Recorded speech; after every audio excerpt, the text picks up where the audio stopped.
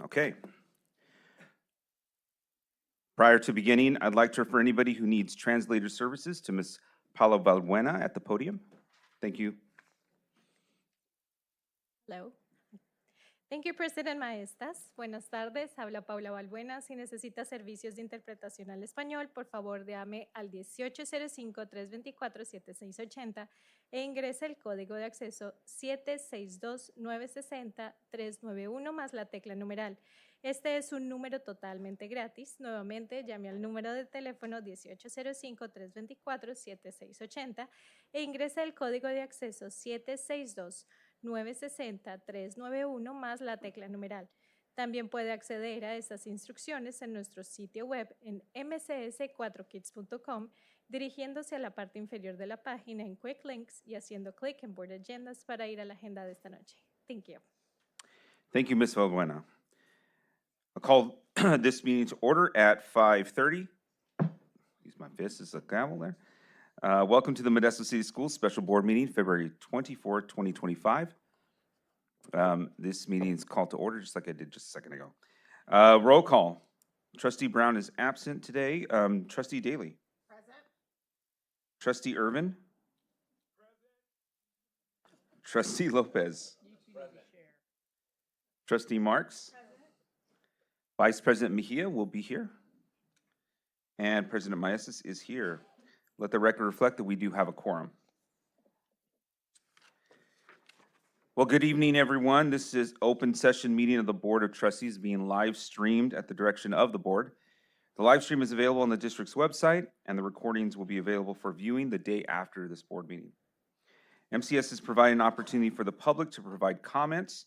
It is outlined on the agenda. The public has been given an opportunity to call in and leave a voicemail, send us a comment via email, or appear in person before the board. Any public comments received via email or voicemail following the posting of the board agenda and prior to noon the day of the board meeting will not be read aloud, but have been transcribed and printed with copies provided to each board member prior to the start of the board meeting and are available to the public. The voice and email public comments will be attached to future board meeting minutes for approval. This practice will continue until further notice. For members of the public that are interested in commenting in the future, we welcome your comments. All right, please stand and join me in the Pledge of Allegiance.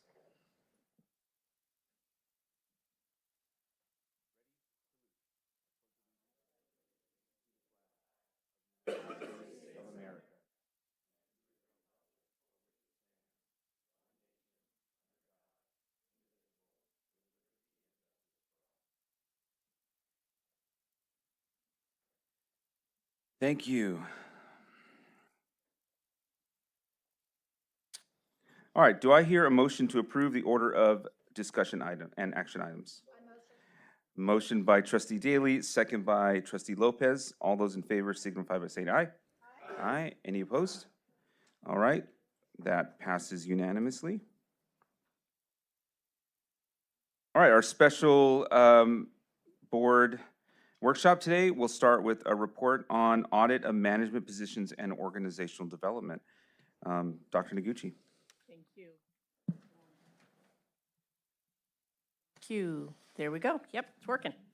All right. Good evening, everyone. It's great to see everyone here today for our kind of brief board meeting, but really it's just really focusing on two areas, one of which is listed right up here is the audit of management positions and organizational development. So thank you for joining us this evening. You know, last November, I shared that I would return to the board with a history of management presentation. The purpose of this presentation is to give a clear understanding to the board and the community of where the district has been and where they see themselves moving forward in the near future. As Cabinet and I began preparing for this presentation, we quickly realized that this task was much bigger and much more complex than just reviewing position controls. As such, we changed the title to an audit because actually that's what we ended up doing. I thought we could get this meeting done in one meeting time, and we met 4 different times the last Friday for another 2.5 hours. While we had a lot of fun in those meetings, we learned a lot about our system, and we'll talk a little bit about that. There are several key factors that made this particularly challenging. One, over the last 7 years, our district has undergone significant transformation, much of which has been positive for both the students and the staff and our community. As a result, positions have evolved over time, reinforcing the idea from back 7 years ago when I said that everyone has a place on the bus, you just may not have the same seat on the bus. Many of the positions have been discontinued or reclassified to better align to the evolving needs as we discovered them. We discovered that historical position control records were somewhat misleading because some of the positions that were on the book for any given year may not have been filled or may not have had a direct connection to a fiscal alignment. As a result, we took a deep dive into position control and fiscal services audit, ensuring that our funding for all the positions is properly accounted for. Because of this work, I can confidently say that we are in a much better position today than when we set out about a month ago when we first started this presentation. This presentation reflects the most accurate information we have, and our systems for tracking and accounting have significantly improved. I will frame this report under a broader theme of transforming our school district, because really we're going to go back 7 years and look to see where these transformations have taken place. Given the success last year that we reported out at the beginning of this year and our positive mid-year review, I think everyone in this room can agree that our district is heading in the right direction as it relates to our students and their progress. While there's still much work to be done, we are on a pretty good path. One key concept that I want to emphasize today is a distinct difference between restricted and unrestricted. Now, I've thought about this a lot, and I've kind of put my teacher hat on. Oftentimes, we talk about restricted dollars, and still there is some ambiguity to restricted dollars. So I want to tell you a story. I have $50, and I'm going to give it to Abel, my son, who's going to go buy a present for his mother. No, his father, I guess. $50 to go buy a present. He has to use that $50 on that present. It's restricted to buying that present, right? If it was unrestricted, I'm giving Abel $50. Go spend, have fun, do whatever you want. There's the difference. So when you see references to restricted dollars, there is a tight hold on what we can spend those dollars for, and unrestricted, it's not. So that's going to be part of the conversation today. All right, I didn't do well with the Abel, my son, as an example, but I think you guys get the point. Understanding this will be critical as we define the fiscal strategies as we move forward. I am looking forward to this presentation. Cabinet will be part of this presentation as we move forward, as we go through each of the years on what the identified needs were, and then obviously what the positions were that we had moved forward. So to start all of our presentations, we know we ground it in a common vision. This is a collective vision that we have all agreed on, and actually is board approved, that we ensure that all of our students graduate with the skills, knowledge, and character traits essential to thrive, and I believe this work directly aligns to this. Additionally, we have our goals, and this has kept the coherence within our district over the years. This is the third set of goals as they have evolved over time, but it keeps us focused and consistent as we all move forward, and this is all something very familiar to all of you. So our agenda tonight. We're hoping for this to be a 45-minute presentation, at which time we're going to turn it over to Dr. Frazier, who is here, and we welcome her in the room tonight. I'm going to start with a general overview and ground the presentation in instruction, because that's why we're here. We're here to provide solid instruction for our students. I firmly believe that the central office exists to support schools. That's our sole function as a district office, as a central office, to provide direct supports to teachers, staff, administrators, parents, and our community. I will frame each year with the identified need, and we're going to find that the identified needs changed over time. And then Cabinet will provide some information about each of the positions. I will also provide a little information about compensation studies and what were the reasoning behind the compensation studies, and also give you the opportunity to download and view those compensation studies, not only the report itself, but also the board presentation where the compensation studies were ultimately approved by the board. So with this one I'm going to take about 4 or 5 minutes to go through. when you think about a district and you think about transforming a district, there's key elements that go into play when you're looking at large-scale organization and moving it forward. I'm going to go through the 6 key elements, then I'm going to go back and give a brief description of each of them. First off, for the district to be high performing and to be able to transform, you need to have a vision on student learning and instructional improvement. You need to have a system-wide approach to this instructional improvement.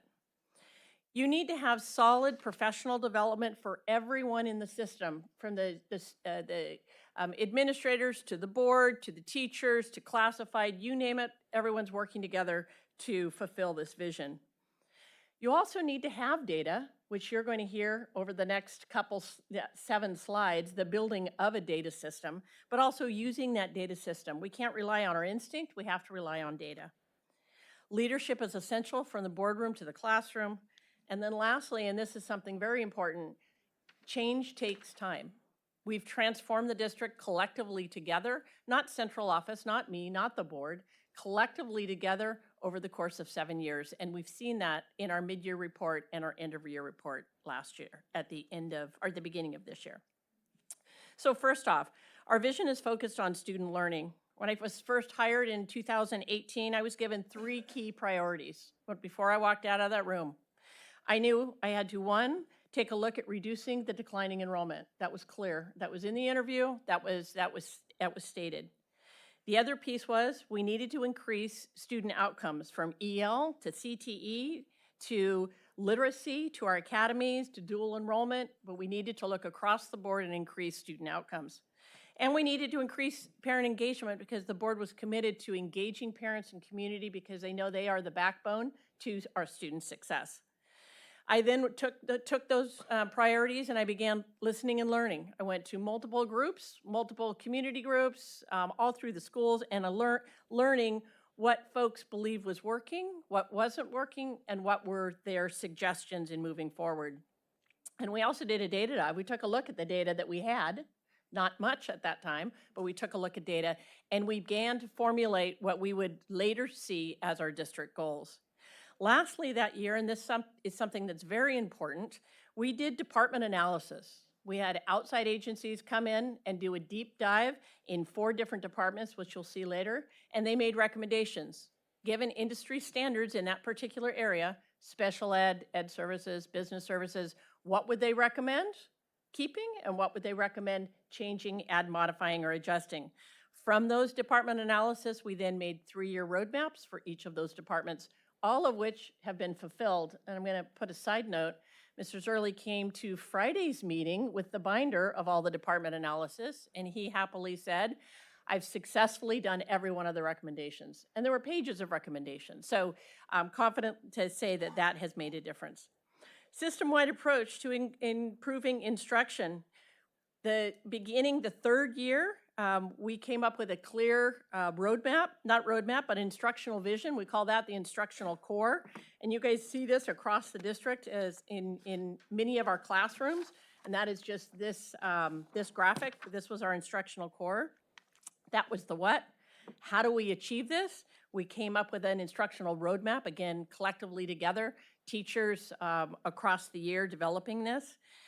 PLCs invested a lot of time and energy and thought into supporting professional learning communities through common assessments, curriculum, and specific instructional strategies. We've invested largely in professional development. I think it's, I look back over my 7 years, I know one of the key tenets for my leadership is building the capacity of yourself, knowing where you need to grow, knowing how to support and help others grow, and then knowing how to get a collective to grow. And you'll see those bullets listed there, and you do have a handout on this. District-wide professional development was instituted, 1% for everyone within the district, provide targeted professional development. In the early years, it was targeted on equity and instructional strategies. And then also building our teacher support systems and our admin support system. We brought in-house induction for teachers. Rather than having induction out at the county office, we brought it in-house to be able to support our teachers. Building our data systems, Mr. Sulkin and his team, we've gone from Excel documents to next year, we're gonna have predictive analytics. It is a game changer, and we are at the top of the state relative to our data systems. Leadership, really reframing leadership. We all own moving our district forward, and that is the board, who has been fantastic in the governance workshops and the governance work that they have done together. The central office working on themselves and others and their teams and their departments. Labor partners being brought to the table and working together collaboratively in the effort to help our students succeed. Principals, moving our principals from managers, being managers of these little cities, into instructional leaders. You have to be a good manager. That's just assumed. But instructional leadership is something to be explicitly taught. Teacher leaders, not only coaches, but our teacher leaders working and supporting the PLCs, and also our parents. Significant work in empowering our parents and providing them the tools they need to be able to help their students. And then lastly, committed to transformation over the long haul. You can do anything, but you can't do everything. If you do everything, you're not going to get anything done. So there's things that we're starting just this spring where folks are saying, why didn't you start that 5 years ago? 5 years ago, we were in COVID. So we have to put that into context too. But you can only do as much as the system is going to allow. And so this board, thankfully, recognizes that you are very strategic and thoughtful and stay the course. And that's part of the tenets for these elements of moving a district forward. You'll see at the very bottom, works cited, this is 20 years old. 20 years old that research showed different elements needed to be in place for a district to move. These still hold true today. We've modified it and adjusted a little bit of them, but they still hold true, and I've been using these same tenets for many, many years. With that said, now we're going to go over each year, and I'm going to start, and then I'm going to turn it over to Cabinet to be able to provide some insight. First, 18-19, that was my first year. The identified needs was to increase an instructional vision. I remember talking to principals, and principals just said, what are we focused on? Where's the North Pole? Where's the North Star? Where are we going? So we knew we needed to develop ultimately this, which came a couple of years later. It was stalled because of COVID. Decrease declining enrollment, we have done that. Build a support system for English learners. When I got here, there was a single person that supported English learners, and it was around the fiscal, and it was around Title IV. It was those dollars. We've now built out an EL department, and I would encourage us to continue building out this EL department, and you're going to see this in multiple years. We have a third of our students that are English learners, so it's important to be able to work to support. Expansion of before and after school, improved timeliness of maintenance operation, increased parent engagement opportunities, more efficient hiring processes. It would take months and months to be able to get through that process. Develop a system to build the capacity of everyone within the system. That was just the first year initial needs, and there were many more, but these were the highest leverage. And then lastly, I spoke about the department analysis and the needs that were identified within the departments, really around operational efficiency. So if we can provide better support and more timely support to our schools, our students would benefit. So in that year, you'll see the positions hired. We hired 2 positions at the cabinet level. One was curriculum instruction. The second one was a chief communication officer. We knew we were doing a lot of great stuff, but we weren't getting it out into the community. So we needed a chief communication officer to be able to help and support marketing of the school district. And so that's where this position came about. The other position, which you'll see the next year, was technology. We knew that we needed massive work on technology, and I can say we still need work on technology, especially in the area of our fiscal operations, but that'll be for somebody else to tackle down the road, but it is a need. And then I'm going to turn over Mr. Sulkin, the other 2 additional ones. So the other 2 technology ones are cybersecurity and help desk. The purpose of the help desk was, of course, is increase continuous improvement through a customer service driven to the classroom and the school site. Just recently, we did some surveys that showed that we had good response from our customers, that the service at the school site level was doing real well. But again, we always look for where can we do better. So that's what the focus of that position was back in 2020 and still to this day. The other element is cybersecurity. And about that same year, the industry switched gears. I call it a paradigm shift. Education alone across the nation was paying in excess of $1 billion a year in cybersecurity attack costs. That's not just the ransom that they would pay to these hackers. It was also the cost of doing business, increasing your infrastructure, hardening it, so to speak, and having the right resources. So that was the driving factors for us for those two positions. I have the next bullet on the positions hired is accountant of capital funds. Business Services created the accountant capital funds position to replace an eliminated position, manager of fiscal support services, that existed in the prior year, 2017-18, which is why the position net change is +3 instead of +4. In 2018-19, we added 3 management FTE over 2017-18, and 0 of those FTE came from restricted funds, as noted at the bottom of this slide. Thank you, Mr. Shirley. In 2019-20, the world changed, but we did have up to March to still continue this work. So that we were continuing to build our systems to support, but then we closed schools in March, which literally we did an about face with the work that we were doing, and we had to work and focus on providing education differently. But I'll go through the identified needs. First is to build out the Professional Development Center to ensure that everyone in the system, from janitors to principals to board members to cabinet members to teachers, everyone had targeted professional development that supported schools. To support the 1% initiative that the board had approved, we began our data system development, our student information system, and then later, once we closed, we needed to do the COVID online learning management system, in addition to getting 15,000 computers in the hands of everybody, all the students and parents. We began developing our EL department, increasing enrollment strategies. I knew that declining enrollment was not a one-time fix, it was multi-year strategy. So increasing the strategies for increasing enrollment was one, beginning of expanding our before and after school program. What we found and when we surveyed and doing the look, listen, and learning journeys is that many parents went to neighboring districts because our schools didn't start till 8:30 or 9, so they couldn't bring their elementary students to school. So we expanded all of our elementary schools out so that parents had that opportunity. In addition to expanding CTE pathways, providing, will you help them, Meryl? Expanding CTE pathways such that we could attract our high school students from within our county to be able to help to expand them to the different programmings that we had at high school. We need to increase employee retention.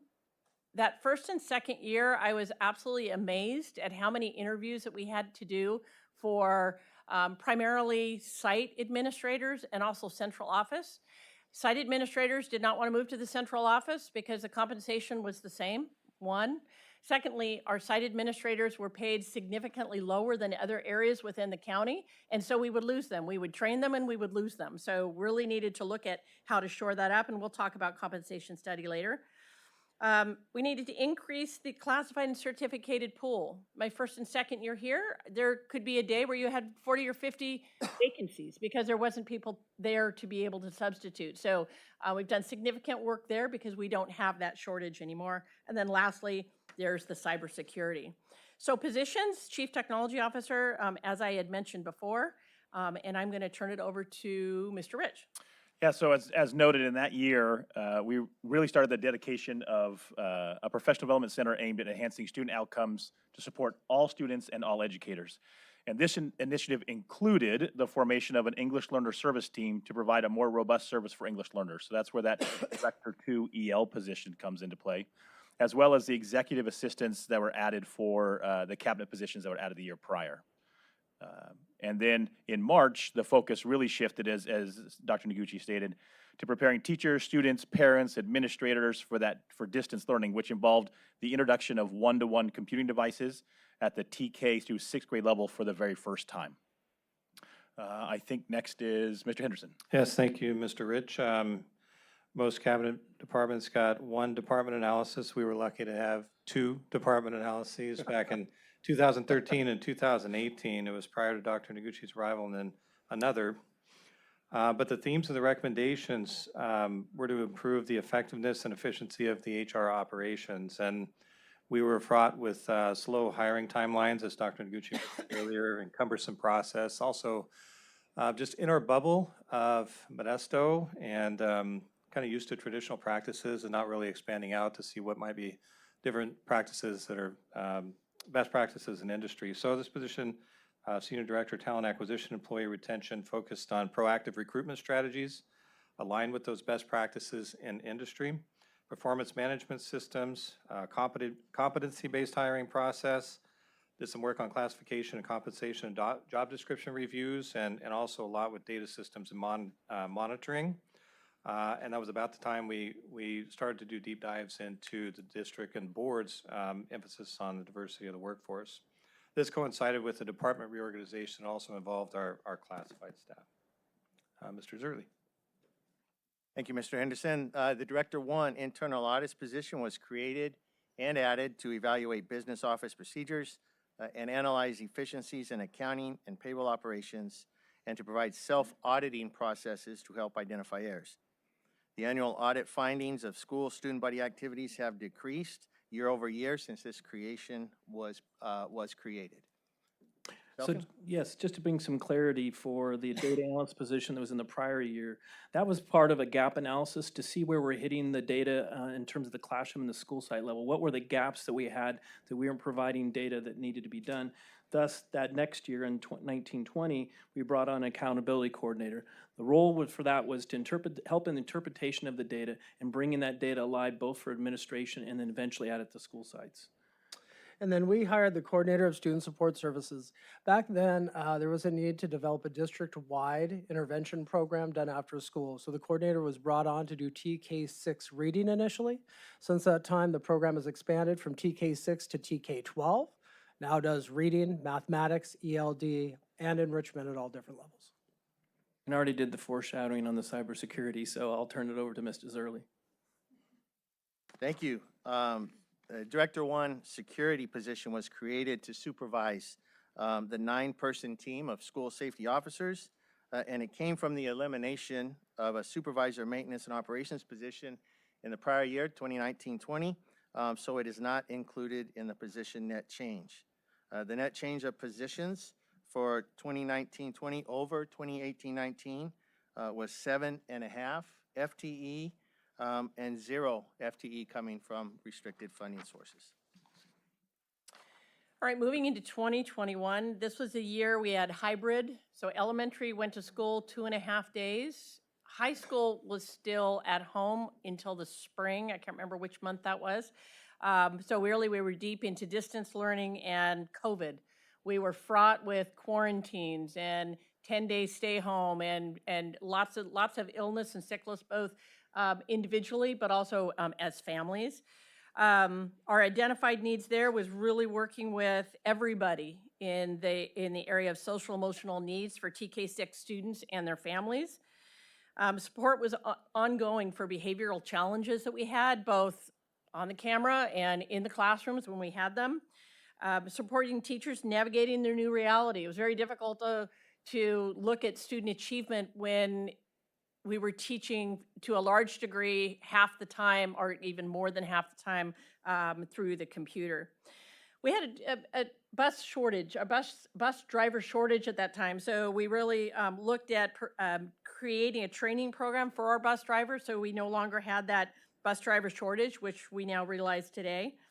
Looking at expanding early ECE, early childhood education, because we knew that if we could get those young students in early, then we can keep them. Again, going back to that declining enrollment, constantly looking at that original goal.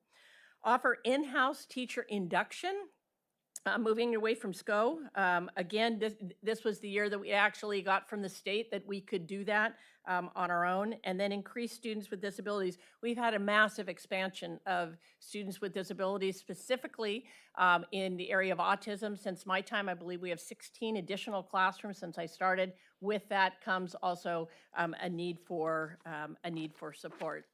Lastly, an in-depth support in our systems, applications, and networks. So when we talked about building a data system and network, that doesn't happen overnight. That's happened really over the course of right now 7 years, and next year we're going to be in tune to have predictive analytics, which is going to be extremely powerful. So that continued to move forward as well. So with that, I'm going to turn it over to Mr. Zierli. Yeah, as mentioned by Dr. Noguchi, an identified need that year was to establish a training program for our school bus drivers. I started in the district in 2017-18, and the Transportation Department has undertaken a constant review of management staffing and job descriptions to better serve the needs of our students. A training and safety operations supervisor was created to monitor the required annual training of existing bus drivers, in addition to providing classroom instruction and training to prospective bus drivers. The senior operations supervisor position came from the elimination of a shop supervisor position in 2019-20, so it is not included in the position net change. Mr. Rich. Thank you. Next there, you'll see some ECE positions. So our ECE program received a directive from the county stating that without significant changes, the program faced a risk of elimination. So these reforms focus particularly on program management and fiscal oversight. So the addition of the two management positions has directly addressed these directives, aiding in the transformation of the division to becoming really a state model. The introduction, now both of these positions are funded through the ECE restricted funding. The introduction of an in-house induction program, as Dr. Noguchi mentioned, allows the district to offer tailored training to new teachers as they work towards clearing their credential, which is they have to do within the first several years of their employment. This initiative also serves as a recruitment initiative, enabling teachers to clear their credential at no personal cost. Prior to this, the candidates would have to go through the county and spend thousands of their own dollars to clear their credential. The supervisor of special education, as Dr. Noguchi said, really in all my years, we have seen a steady increase in our students with more moderate to severe disabilities. And with that comes a need to provide A, leadership, and B, direction to the staff as we continue through that program. The other piece back then, it was about that time that there became some increased requirements from the California Department of Education. So we basically traded out a program manager position for a supervisor of special education. And on the position here, we have senior network systems engineer. One of the elements is depth of staff. What we're finding that at that point in time, we didn't have depth of staff, so we were relying upon one person if they're out sick or on vacation. So that was part of it. And earlier I mentioned the $1 billion. That was a number annually that I saw.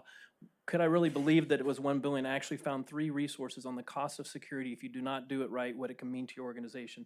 The second catalyst for this was the data systems, which was mentioned earlier, just the complexity of it, as well as the depth of staff.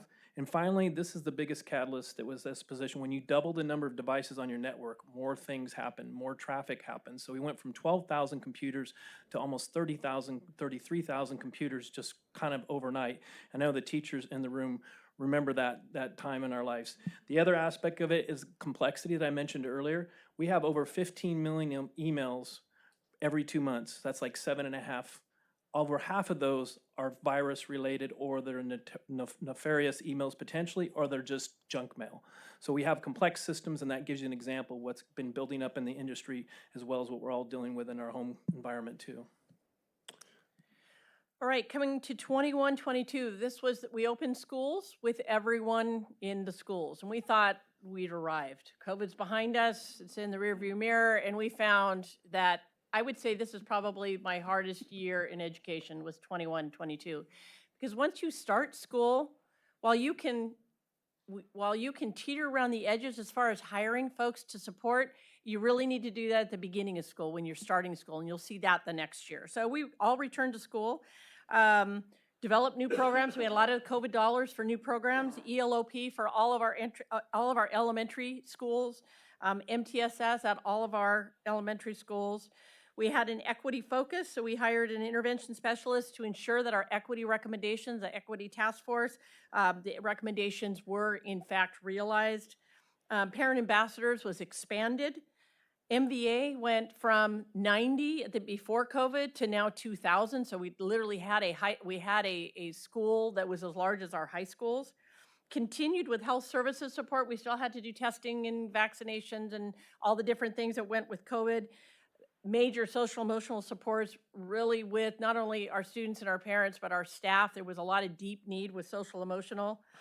We needed to increase our newcomer supports because we saw that the learning loss with those students was even more significant than others. In addition to, we were getting more students in. Title IX reared its head. That was the year that there were a lot of laws and regulations around Title IX, and then our sustainability efforts, where we greatly expanded our sustainability efforts, not only in green engine, transportation yard, solar projects, but it began to get at the school sites as well. So with that, I will turn it over to me. you. Yeah, ELOP came as a direct result of changing in funding for after-school programs. So we went from, I believe, 12 sites to all 22, full steam ahead. ELOP program supervisor provided the direction and leadership to back then the 9 coordinators we had as we started to see big increases in the number of students participating after school. Equity and intervention specialist has been instrumental. The equity audits helping to guide and shape a lot of the work that we've done in the last few years.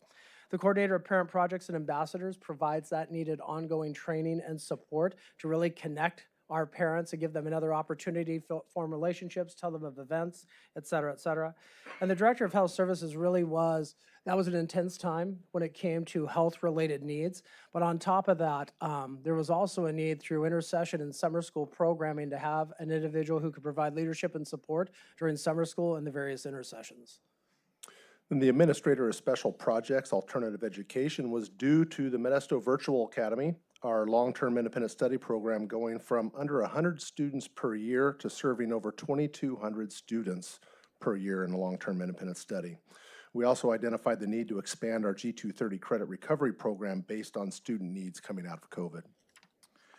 As we continued other meaningful professional development for all employees, it became clear that our focus on our valuable classified staff was insufficient. So by creating the position of Professional Development Coordinator for Classified, we're now better equipped to really support all of those employees. As Dr. Nguchi mentioned, as we continued to support our EL students, it became clear that the number was increasing at a rate. Kids to be able to get back to where they were prior to COVID. So this was the beginning of the year. So in this year, due to the significant learning loss and behavioral challenges, you'll see that we hired a number of folks, and I'll let the team outline that work. We began developing our instructional focus. That's the what and the how for 712. We really began focusing deeply on the instructional leadership of principals. What does it mean to support teachers in the classroom? What does it mean to support PLCs in the classroom? Also, again, those student behaviors. We increased the inclusion of students in the area of autism. So this is where we start that shift of thinking about special education not as a place, but a service. Our induction of administrators, and I'll let Mr. Rich speak about this, but significant savings for our administrators. Again, a recruitment tool to get administrators into our school district.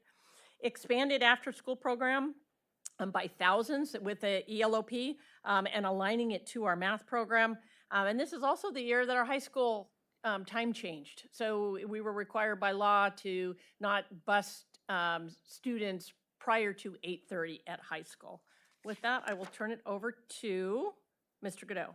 Yes, thank you, Dr. Noguchi. So as Dr. Noguchi mentioned, this year was highlighted by significant challenges at school sites, which required additional supports for students through the introduction of TK6 and 712 administrative supports. We were hearing from teachers and the MTA, as well as observing firsthand and in the data, that TK6 student behaviors were a significant hurdle to learning in the classroom. Moreover, students with and without disabilities required additional support post-COVID, as well as increased need for special education compliance and customer service. So that necessitated the addition of our classified TK6 school support managers, as well as the student services administrators at our 7, 8, and 9, 12 grade levels. This was a direct result of the needs that I just reviewed. Every elementary site received a school support manager, and every 712 site received a student services administrator. Additionally, we also had one TK6 VP position that was added that year based on our vice principal staffing criteria at that time. And then, as Dr. Noguchi said, this is really when inclusion started to take off, and a supervisor of special education was hired. The ACES program site coordinator, we had a contract with City of Modesto and Police Activities League. We expanded over to Sonoma, Enslin, and Lakewood with Boys and Girls Club. So we hired an additional coordinator to service basically the Boys and Girls Club. And I apologize, Board. Any reference to any special education position hired, expanded learning position hired, they are all hired through restricted funds. We added, back after it had been vacant for a year, the admin of special projects English learners. This position, the main responsibility of this role is supporting the reclassification of English learners. As you can see, over the last few years, we've more than doubled the number of students that are achieving this milestone.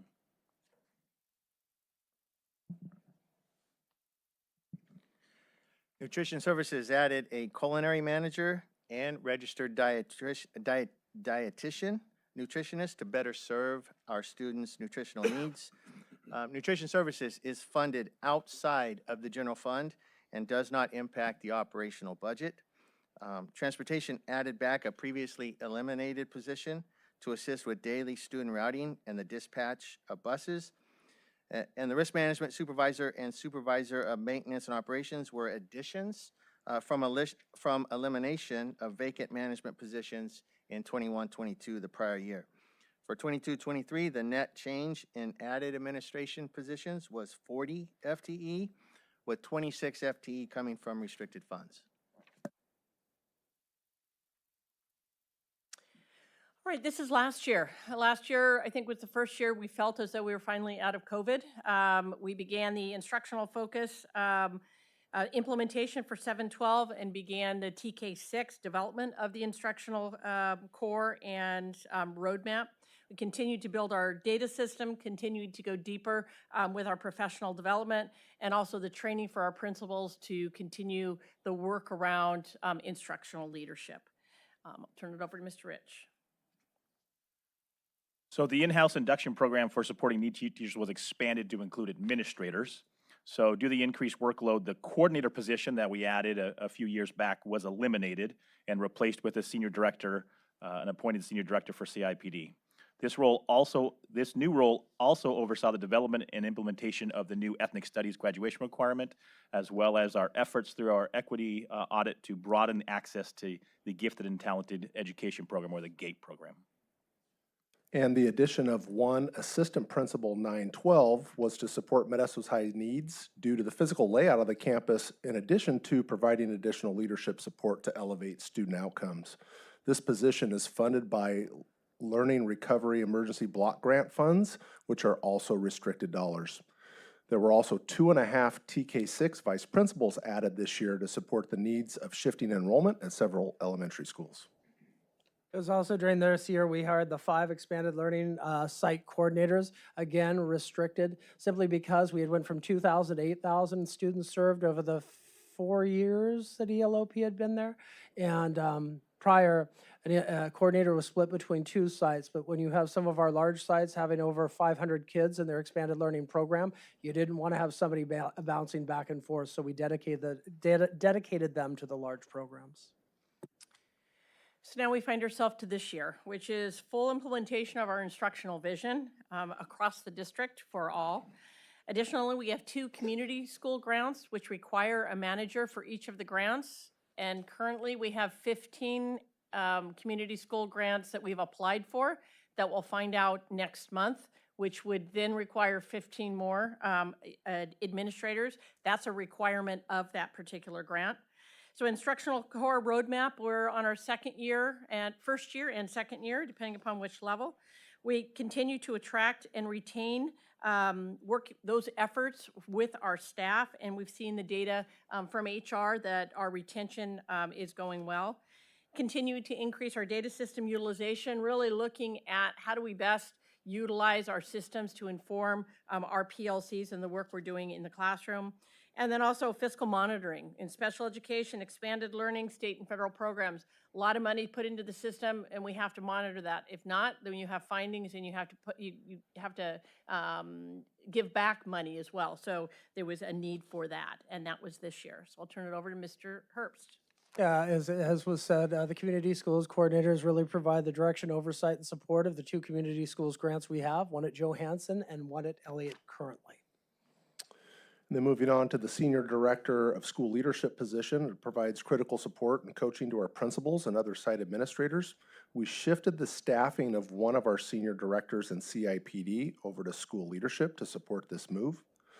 The Alternative Ed Pupil Services Administrator at Elliott was added with equity multiplier restricted funding dollars that are allocated to schools with high rates of non-stability and socioeconomic disadvantaged students and are used to provide services and support for those students. As I should have mentioned earlier on a previous slide, the addition of this .5 Administrator of Curriculum Instructional Support is a site-based Title I restricted dollar position, meaning the sites choose to fund this through their school site councils, through their Title I site allocation. Next is Director 1 HR, one of the responsibilities overseeing pre-award grant writing and grant implementation, which was relevant. We received a teacher residency grant from the California Department of Education in the spring. This position immediately began implementing that, and we've applied for expansion next year. Also with the expansion of ELOP, we needed to expand our capacity to support expanding programs, so is involved in supervising from the HR perspective that expansion.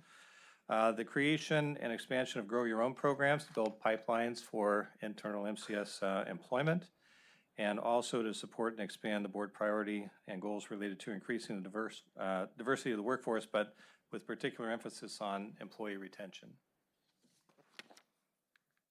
All right, this is next year. I'm going to turn it over. Oh, no, I'm not. Oh, I just got Nope, one more. nope. Yeah. So data, data, data. If you haven't heard that theme in the last couple of slides, this junior systems was supposed to be an regular analyst position, but we dialed it back because we're not finding people with qualifications. So it's been very successful when we added this position.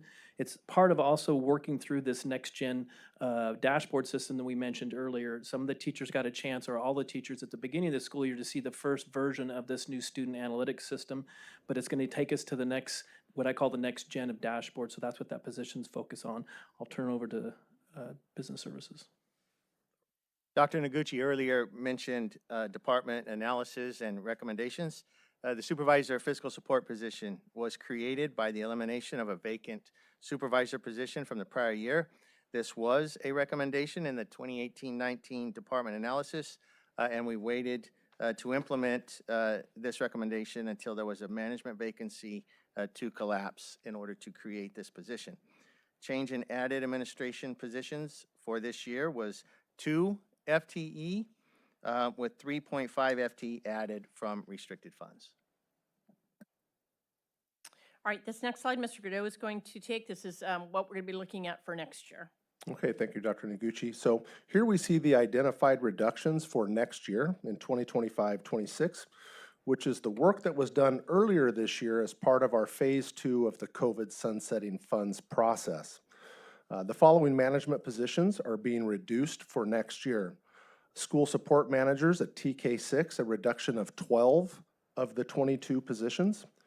Student services administrators at the junior highs are being eliminated. And student services administrators 9-12 are being reduced from 7 to 5. I'll now turn it over to Mr. Zierle. Yeah, for projected additions, just this month, we began transporting special needs students for the first time in our district, provided by our district equipment and our district employees. We intend to expand that next month in March, and then we will continue to expand that in August of next year for the upcoming school year. And so you'll see some positions here that you've seen on other slides. The first one is shop supervisor. Since we are expanding our fleet, we are now adding special needs vehicles. We're going to, in essence, over the next 2 to 3 years, double the size of our fleet. we feel the need to bring back a shop supervisor to help maintain our equipment with the added responsibility of special needs transportation. There will be 2 dispatcher supervisor routers, just like we have on the regular education, home to school transportation side. These would be specifically for special needs pupils. And then an additional training and safety operations supervisor for the special needs transportation department.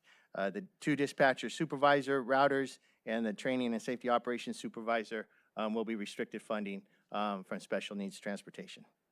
The Student Services Administrator, there's been a change called the California Youth Behavioral Health Initiative.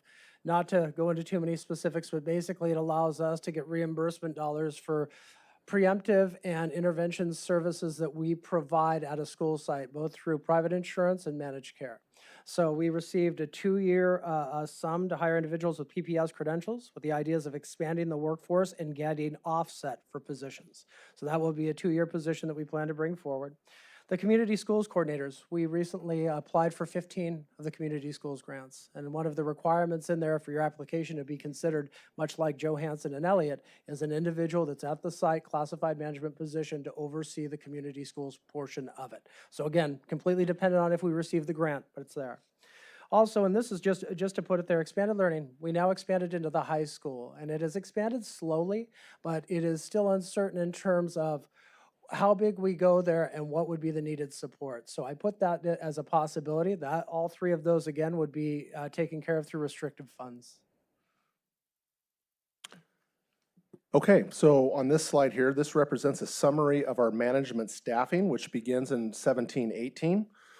Please note that we had 205.5 management positions in Dr. Noguchi's first year as superintendent.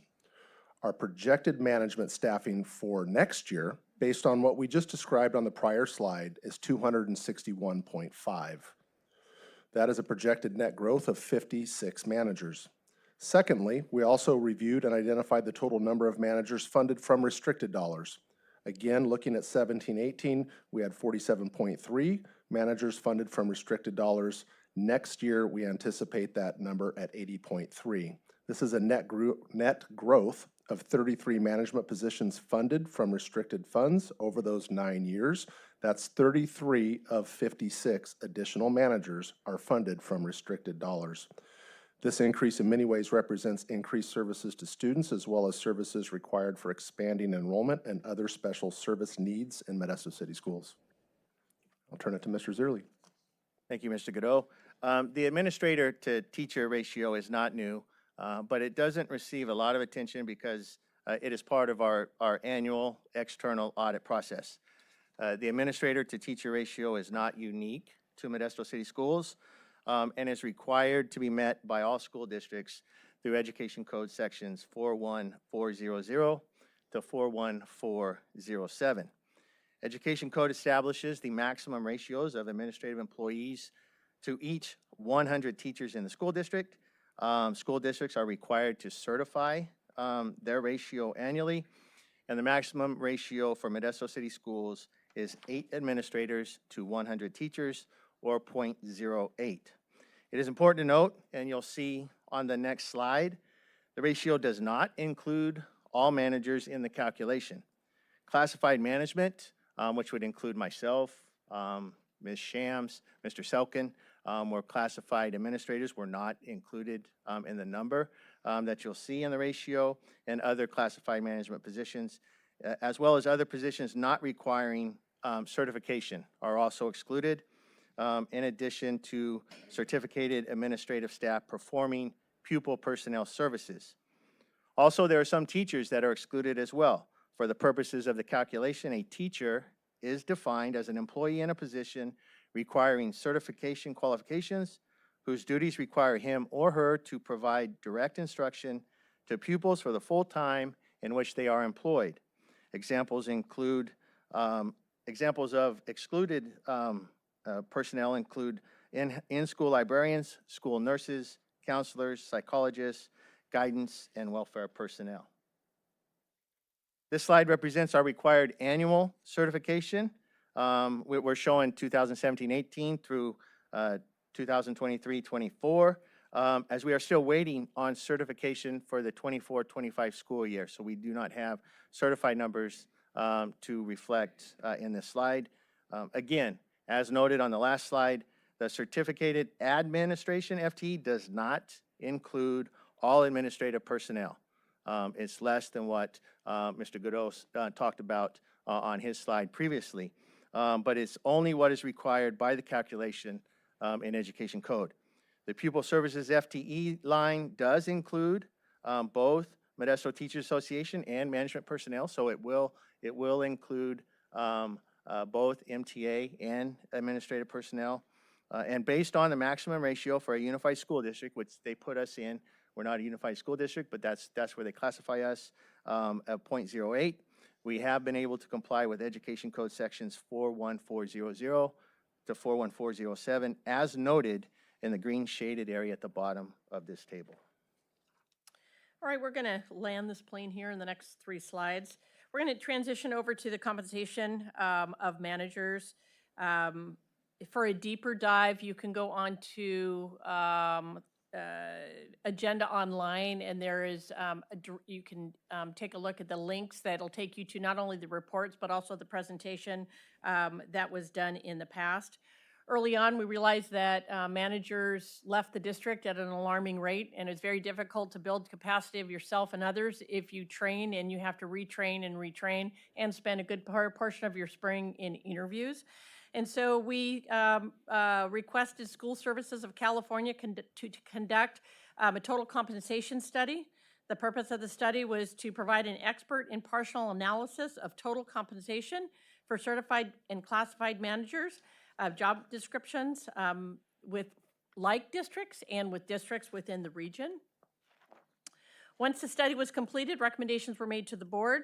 The goal was to align total compensation to the middle salary analysis.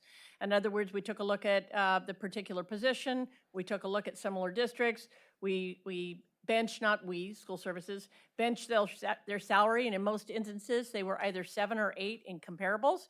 And what we requested of the board is to put them in the middle, which we did. And as a result, our retention of our administrators has significantly improved.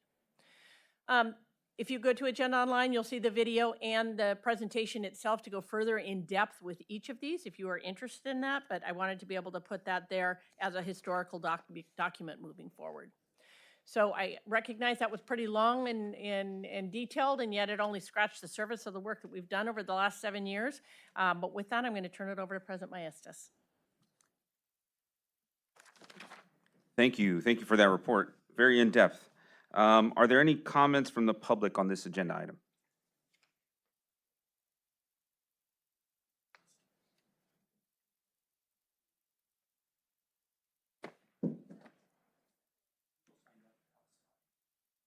Do we have, I don't think we needed cards because this was an agenda item. Did you have a sign-up list? Okay. All right. So I guess we have quite a few people that would like to speak on the topic.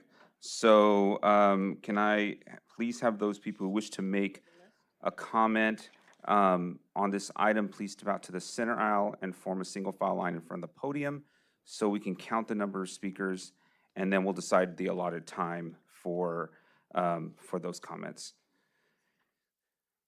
Do we have a list? Okay, if people signed up, then we'll take a look at the list and then we'll.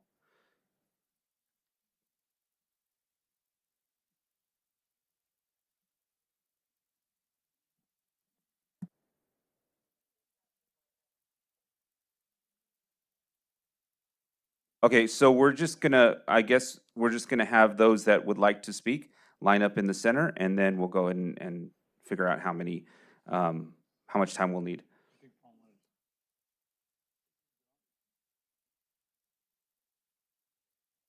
Does that include CSEA and MTA sitting at the board? Sitting at the table right now? Yeah, they need to go. Yeah, you'll need to go in the line too, yeah. Thank you. All right, so we'll have you go now. Go. All right, a lot of questions answered, so I guess Fawn, you're up.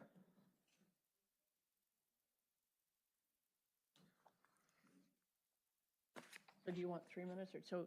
Are we- Yeah, we'll go,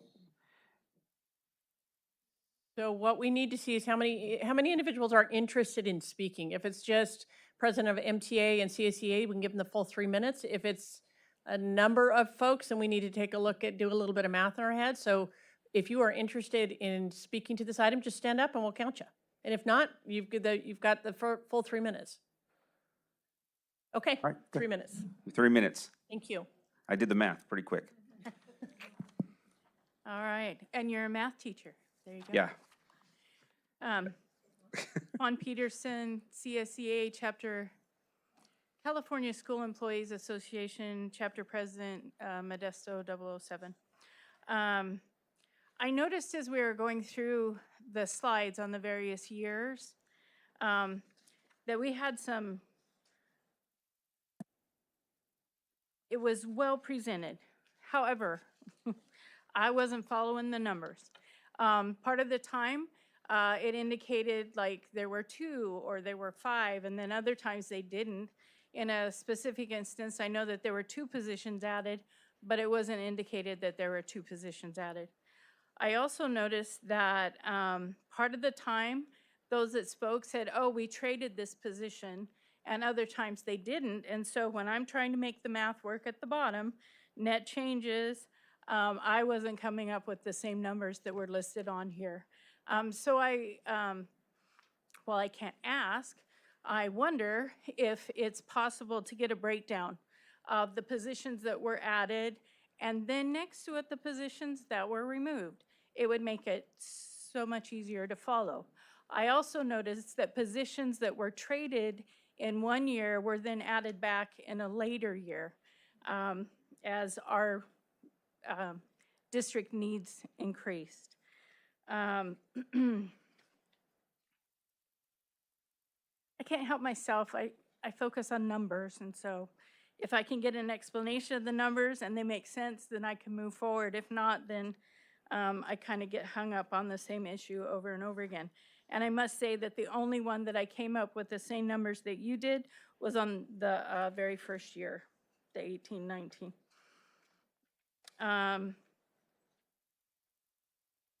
I also noticed that of all the administrators that were added, the majority, well, okay. I just noticed that there were very few that were directly working with high number of classified employees. There were certain exceptions, and I do appreciate those exceptions. Paras, IETS staff, there's a good share of those that are classified instead of management. I also noticed that classified management positions became a higher position, or where it was done away with to have a higher position. And so I wonder, some justifications were given, some weren't. And then finally, I did not understand the administrator to teacher ratio chart.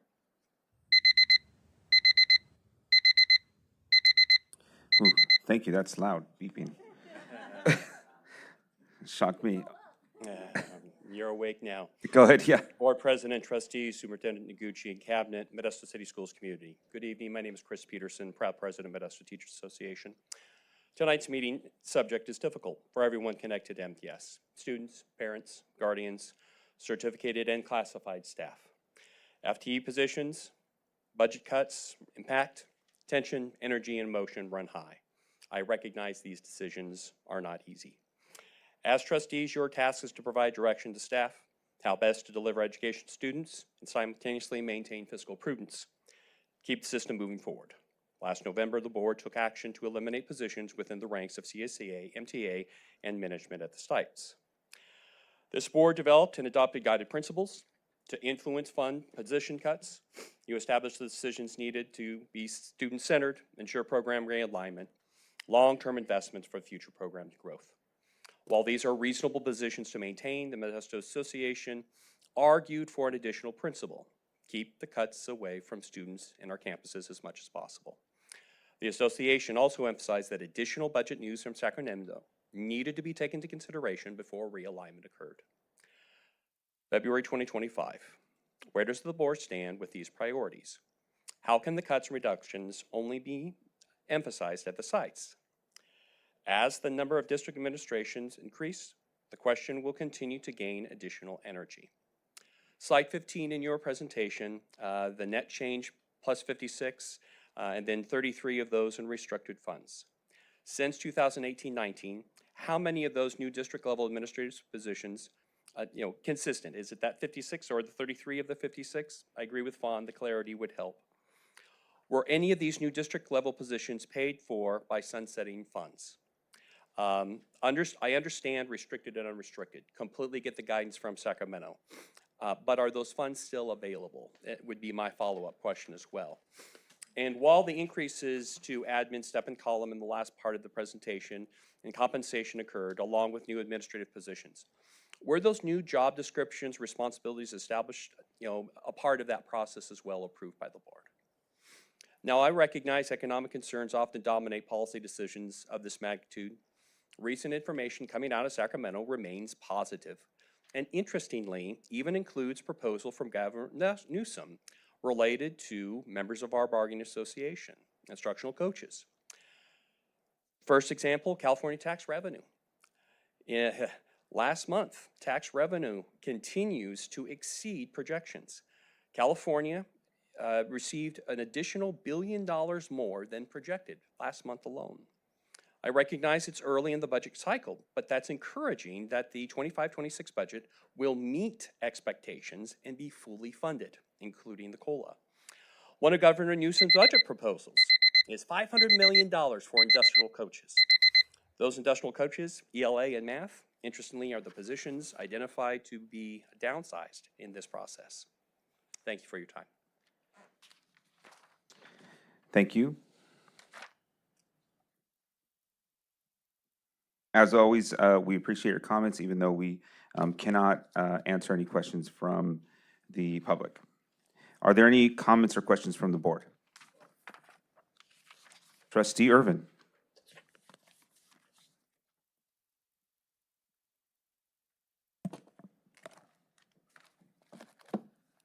Testing. Hey, we're good. I have a few questions. One, going back to now that we are starting to transport our students with in special education with special needs. What size are the buses being utilized to transport students with special needs? And then how many students are per bus? Currently, we're transporting our special education adults, the 18 to 22-year-olds, in transitions program. That's what we're currently using. We're using multi-purpose vans for that. I believe their capacity is 10 passenger vans. But beginning next school year, we will be transporting our non-ambulatory special needs students. Those are students in wheelchairs or other mobility issues. Those are the standard the standard buses you see, the store buses that are driving around town. Depending on the type of student, depending on how many wheelchairs, it could vary how many students get in there, but that's what we have planned in the immediate future. Okay, so are we leasing, renting these buses? Yeah, Or the these board are has buses? approved leasing buses. It was some 4 or 5 months ago. Right. We asked the board to approve that when we identified the need to transport our own special needs students. The board approved leasing the equipment. Okay, and then my next question is in the 2025, 2026 slide, what does that asterisk mean that's hovering above the 9 there at the end, at the bottom of the number? It's only because we did not want to put in a number based on a hypothesis if we got all 15 of the community schools grants. If we got 4, it would be 4 community schools coordinators. If we got 10, it would be 10. But if we received them as condition on applying for and giving our grant any chance, that's a requirement. Okay, and my last question is So the administrator to teacher ratio, given the fact that there are certain administrators that are not included, you mentioned, that are not included in that ratio, for the sake of equity, if they were included, where would we fall in that scenario with those who are not, I guess, legally or by policy or mandate that are not included? Where would we fall? And yes, that's my question. Where would we fall in that scenario if we added the ones that are not included in the ratio, but from a staffing standpoint and to see from an, I'm just going to say it again, equity standpoint, where would we fall? Well, I'm not sure, we can look, I'm not sure what you mean by where we would fall. In Are you terms talking about of, in relation to the right, in relation, 0.08 ratio? yeah, in relation Well, to where we're at currently with those ratios that are mandated. that Well, we have to if do. you look at that slide, I mean, we were as low as 2.5 1 year and as high as just shy of 14. If you talk about the 125 or so excluded administrators we have, then that would not be a green shade. But we haven't done those calculations. There's no need. Education code doesn't ask for it, no require it. But we can do that if that's the Just direction of the curious, board. I'd like to know how to just, just for those sake, to see where that would put us in relation to what's, like you said, education code mandates. There currently is no established ratio for total management administrative positions. So, I mean, all we can do is give you the number and see where that lands. Okay, that would,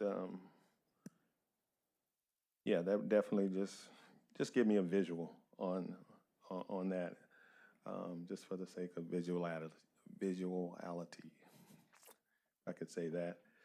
But I definitely, appreciate the report, the in-depth nature of the report, the deep dive of the report. But also I would agree with CSEA and MTA about more clarity on the numbers and explaining that for us laypersons. Thank you. Trustee Lopez?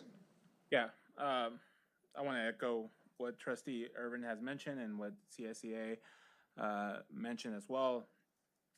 I thought, I was like, okay, cool. I'm doing my math right. And then we get to 2023, 2024. And I'm like, wait, how is that possible? So yeah, so if we can get something where it says what was added, what was taken away, and then we can figure out the net. Because I think it's confusing when you look at restricted funding and it's higher than what's the net change. So I think that was an area where it got confusing. But now I understand a little bit more. But I think I would like to look at the raw numbers, and then also I would like to look at that ratio as Trustee Irvin mentioned of just looking at managers and managees, I guess you can call it, ratio and how that looks like. And then I had a quick question on 25, 26. When we talk about shop supervisor and dispatcher supervisor for our special education transportation, was when we had the talks about this early or late, I can't even remember, sometime last year. I believe it was April of last year. Was this already projected in those numbers that were offered to us? Yes, there were staffing positions in there, and these are the same positions we're paying store for. So if we're not paying store for the routes, then they will be employed by us. Okay, so we're currently paying for them to have a shop supervisor and a Yes. dispatcher supervisor route? Yes. Okay, great. I believe that was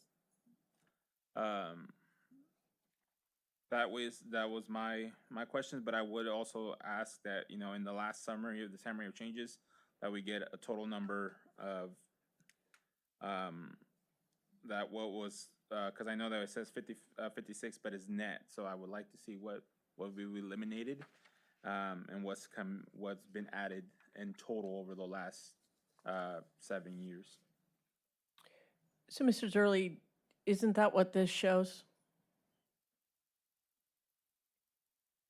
And the board and CSCA and MTA correctly, they would like to see the, what we didn't, we showed the positions added. They would like to see, and some of us talked about a position Reclassifying. eliminated or reclassifying, but they don't, there's not a visual that I think, I don't want to speak for them, but where what was the position before, it was deleted and then aligned to what was created, I assume.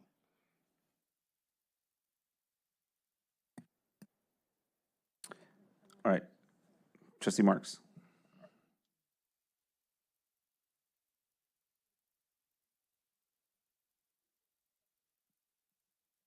Okay, now it's okay. Thank you. Good evening, everyone. It's good to come here and understand this better. I wanted to understand that one slide that has the management 55, you just had it, and 33. Is it 55 and 33? There it is, 56 and 33, that's it. I wanted to understand, so of the 56, 33 are restricted. Is that correct? Or is it 56 plus 33 managers? So the upper number, total management net change, that's every manager, classified, certificated management, all funding sources. Beneath that is only those that were added out of restricted funds. Okay. So it's inclusive of the 56. Okay. So 33 of the 56 over that time span are restricted funded. Said that. I just want to make sure I Yep. understood it correctly, that it was, so of the 56, we had 23, so 23 are non-restricted funds that were hired. Correct. Correct, okay. And then on the slide that has the green bar at the bottom, they're not numbered, so I can't tell what number it is, but okay, there we go, perfect. So on that one, when we talk about the difference of allowed versus actual, so when we go across the bar, the number that, when we say allowed, who's the allowed to buy? Is it the state? And then versus the actual number that we have. So I know we're 13.55 below whatever the difference of the allowed is. So who's allowing? Who's allowed? Education code. Okay, so it's ed code. Sets the ratio. So it's Okay. the maximum, it's 0.08 times the teacher FTE, excluding pupil services teachers, and that determines the maximum amount as defined in law by education code.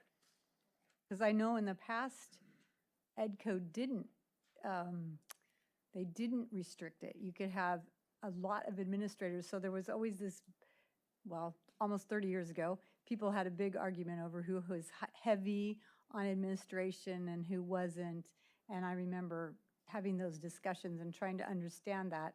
But now I'm believing that legislators decided to make it in ed code.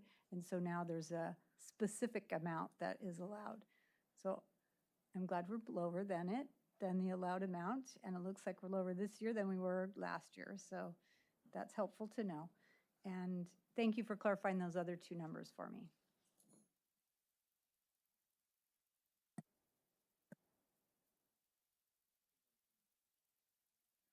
Anyone else? Okay, I have a couple questions. I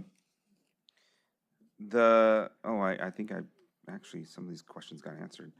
On the 25-26 slide, thank you, by the way, for this report. It's a lot of information.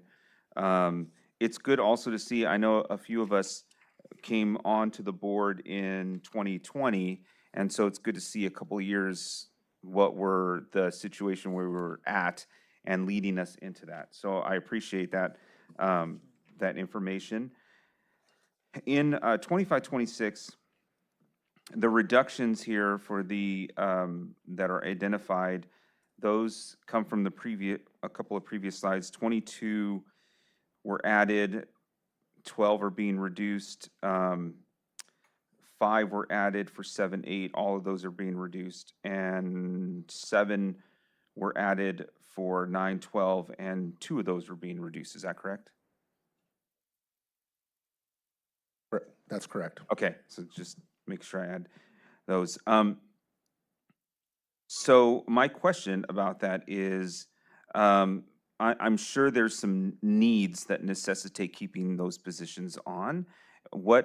Can you just explain some of the factors that go into that for specific sites that would need to make sure that we keep a manager in place, especially how we have TK6 and 912, and I see that all 7, 8 sites are losing those additional support managers. And that was coming from COVID when, I mean, I remember that year, kids were coming in and breaking pencils just to break pencils. That was rough. So I can see the need for those. And we're still crawling out of that, but I'm wondering, like, what were some of those factors? So at TK6, our school support managers were allocated 1 per site coming out of COVID. So everybody got a straight full FTE. All of those positions we recognized were funded out of sunsetting dollars. And so when we were looking at our elementary and identified that there were some school sites that did not have a full vice principal staff based on our enrollment criteria. So that became for us, well, if we can leave some, if we can still fund some, let's prioritize sites that only have a 0.5 VP allocation, a base allocation. And then we looked at our schools that, some of our highest enrollment schools that don't qualify for 2 vice principals. And we thought, well, they're almost as big as some of our junior highs. So then that was kind of the rationale there. So we really took a deep dive into how we were staffing, what those staffing models looked like to prioritize leaving an SSM at those sites. Do we have any that are splitting sites? So they're going to be at one site and another site? I know we've had a. We don't have any administrator do that. SSMs that are splitting sites at this time. Okay. All right. Okay, thank you.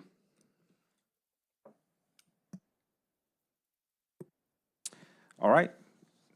If there are no other further questions or comments from the board, this was a report. Thank you for the report. We'll be moving on. All right, so the next thing on our agenda is the approval of our consulting search firm for services agreement for superintendent selection with Leadership Associates. So the Board of Education, we must begin the process for selecting a new superintendent, as much as we don't want to go through the process, but we do. I'm excited about going through the process. It's kind of the bittersweet piece for me here. At the board meeting on the 11th of February, the board requested staff to bring forward a service agreement for Leadership Associates for consideration to head up our search. Also to collect data from our educational partners about the input and the selection process for hiring a new superintendent. So we're asking, the board is now asked to approve a contract with Leadership Associates to consult, organize, and oversee this process. Are there any comments from the public on this agenda item? Okay, any comments from the board? You have a comment? Okay, so before we go to board comments, go ahead, Fawn. It's a comment on this agenda item? Just the service agreement? Okay. All right, so do I hear a motion to approve the, oh, do you have a comment?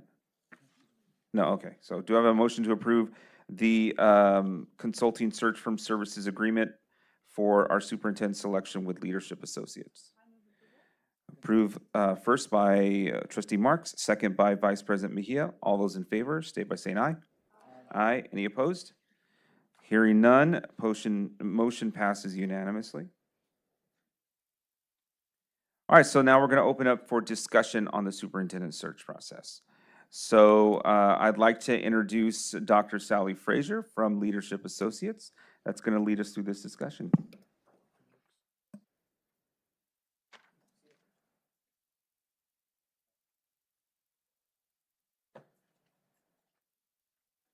1, 2, 3, there we go. Well, first of all, thank you very much for this opportunity.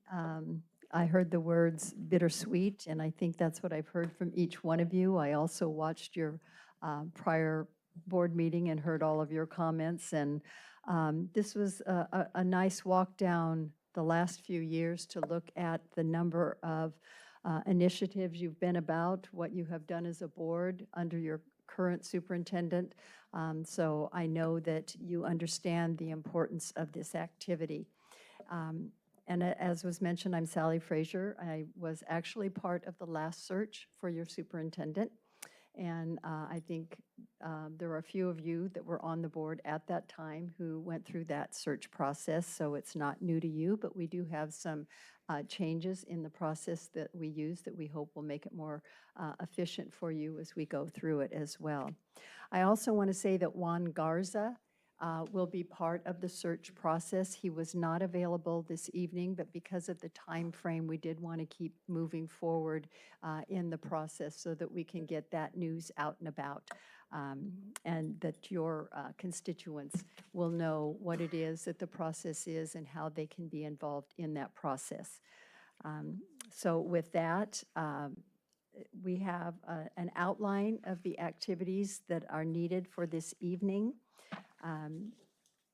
Some of the key things are to determine the groups for input, to talk a bit about the online survey so that your ed partners, and I want to share that we now use the term ed partners as opposed to stakeholders because of your student representative to the board who had attended a meeting in Sacramento and had shared that that was more appropriate than stakeholders. And so I want you to know that our firm has taken on ed partners as when we do the input sessions. We're also, the timeline is going to be very critical that we confirm this evening that your availability for the key dates that you need to be available, which are the selection and the interviews, the selection of people to be interviewed, and then the timeline, and we'll go through that a little bit as we move forward.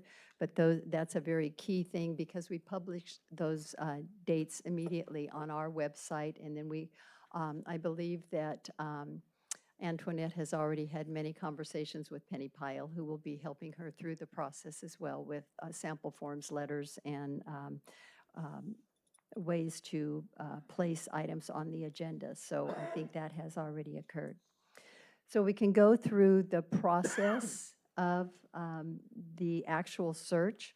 We have various phases for the search, and this is the initial phase where we get information from you as a board about what qualities and characteristics you're seeking in your next leader, as well as what you are proud about in your district. What kind of accomplishments is it that you want to share with people who may be interested in coming into your district?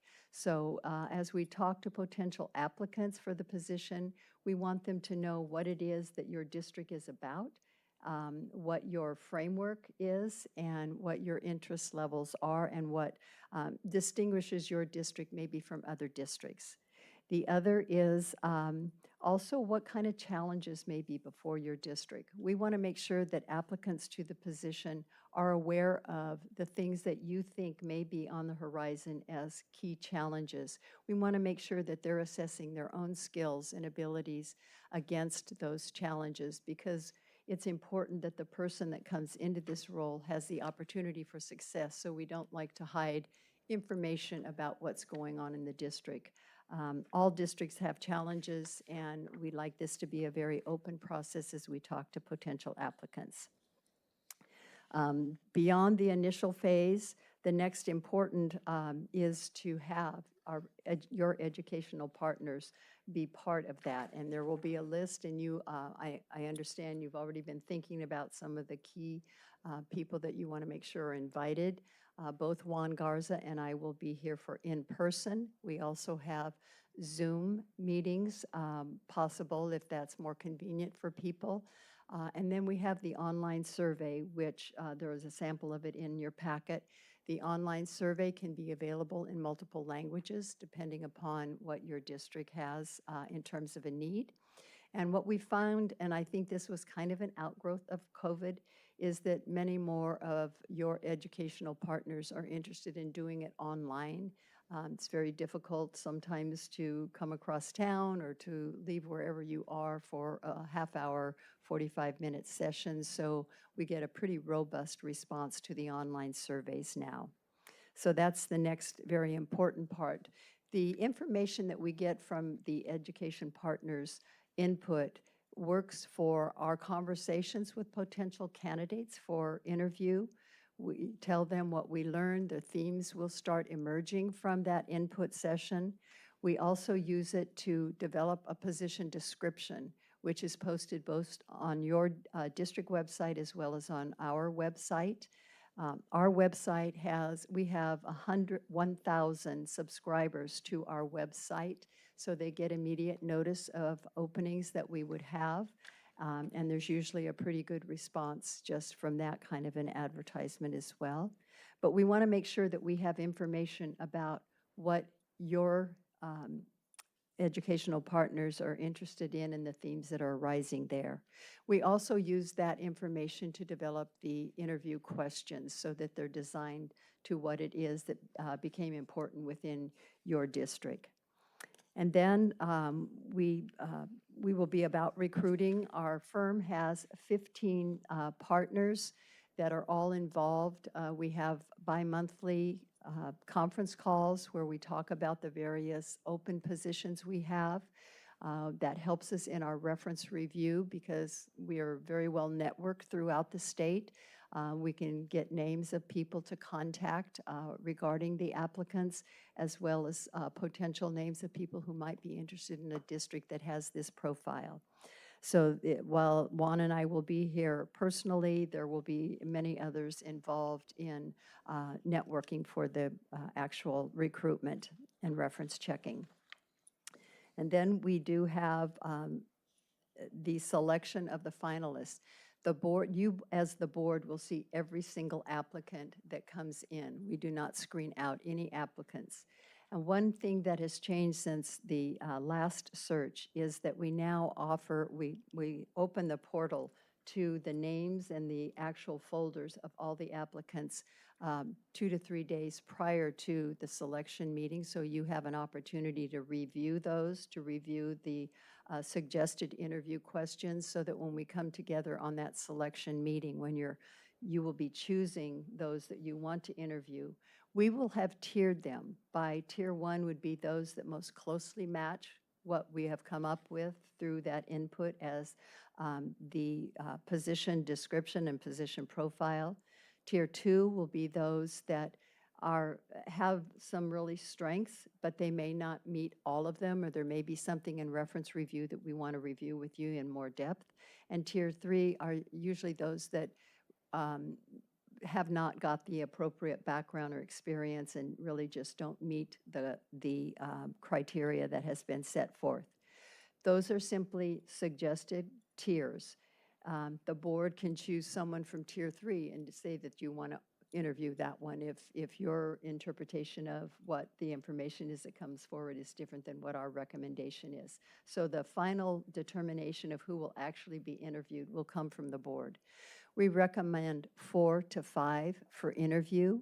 I have a sense that this is going to be an attractive position. The reputation of Modesto City Schools has really become quite strong over the last few years. I can already tell you that just by having that we are doing the search, potentially doing the search, we've already had 14 requests for application materials, and it's not been added and it's not been announced. So somebody here's been doing something good, because that's a big number without it being in the EdCal or advertised at all. Then following the selection, the board will do the interviews. We do confidential searches, and the reason for that is, primary reason is it protects our applicants. The people that will be coming forward to interview would be people that are very successful in their current roles, that have some proven track records, and we want to make sure that we protect their positions in their current districts, because if we interview 4 to 5, only one of them is going to come forward as the finalist. The board, after interviews, does not have the new superintendent. You have the finalist, and boards will go through one of a number of ways that they may want to do a validation process. We no longer say a validation visit. Many boards choose not to do that. They want some kind of a validation process, sometimes that more involves their local constituencies. They might bring the finalist in for some kind of a meet and greet with various groups from within the organization. Sometimes they do want to go and visit the school site. Sometimes the person may be well-known and they determine that it is not necessary to do that because it's a very solid reputation or something of that nature. But those determinations are made as we go through the process. They are not made at this point in time. So that's, and then the contract must be offered at a regularly scheduled board meeting. So we'll go through the timeline next, and some of those activities will become part of that timeline. Questions on the process to this point? Okay. We are at the initial meeting on the timeline, and we had a suggested proposed timeline, and I think you've had the opportunity to review that. It was our understanding that the interviews could not be in May. There were a lot of conflicts in May, and so starting from the back up, we looked at April 26th and 27th. That's a Saturday and a Sunday. That would be a special, the first day would be an all-day meeting. Even with 4 and with deliberations, there's a lot of discussion that goes on. So it really does take that full day. And then if finalists, sometimes we can call back finalists on that first day, depending on the board and how the candidates are ranked with the board. And then, but if not, then the following day in the morning, there would be finalists called back and then further deliberations. So it's a pretty extensive process. And I think a couple of you that went through it are shaking your heads because it can take some time. Because it's on Saturday and Sunday, we may not need to have a special location. If it's on a weekday, we like to have interviews away from the office. And again, that's a confidentiality situation there. So that, we'll get to the timeline in a minute. I don't want to miss some of the other items on our outline. I think you have that. The board spokesperson, most typically it's the board president. We typically, if there are reports or things that we need to communicate to the board as a whole, we send it to all board members, blind copy, at the same time. But sometimes there's a question about something in the process or something going along that we need just some guidance, and typically that's the board president. I don't know if that's how, would that be a protocol for here? Okay, so yes. And then I want to make sure that Antoinette has had everything that she needed so far from Penny Pyle, who will be working on this. And I think I confirmed that with her a little bit earlier, so I feel comfortable about that. And then to ensure that the email addresses that are on your website for the board are those that we will be using and that they are accurate, and that you will be checking them as we go through this process, because sometimes we will send information like the executive summary of all of the input sessions will come to the board, and we'll send that out through email to all members at the same time. I mentioned the use of the input from all of the groups and from the survey. We do an extensive executive summary report that is shared with you, and that that becomes a very important document. We also use that at the interview time because we refer back to it as questions in the deliberation, and that comes up. Establishing the stakeholder groups. We have some sample groups before you. I believe you have some sample groups as well.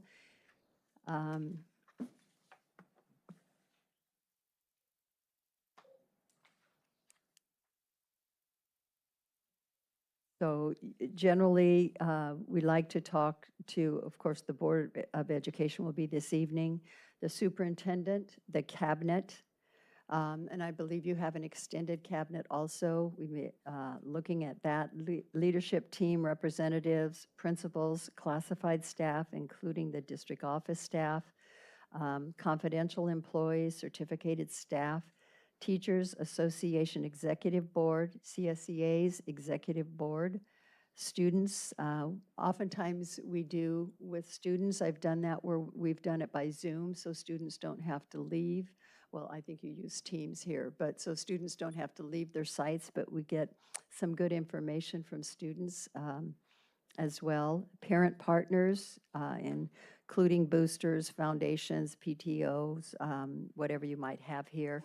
DLAC and ELAC, and I might mention that Juan Garza is bilingual, and he often does address those groups directly, and that usually is a good comfort level as well. And then community partners, I understand you have some advisory groups and that can work well in that. If you have foundations, and then an open community forum, usually in the late afternoon, early evening time, where people have an opportunity to come in. In addition to the online survey and this, if there is a need to have additional, either through team or something, some people prefer to do it that way, we can set those kinds of schedules up as well. This is really a very key component of the search, getting the input, getting the information. We learned so much about the district from this. And that is such a key part of the rest of the processes in terms of selection and talking with candidates and the interview as well. So did you want to talk any about other stakeholder groups at this time?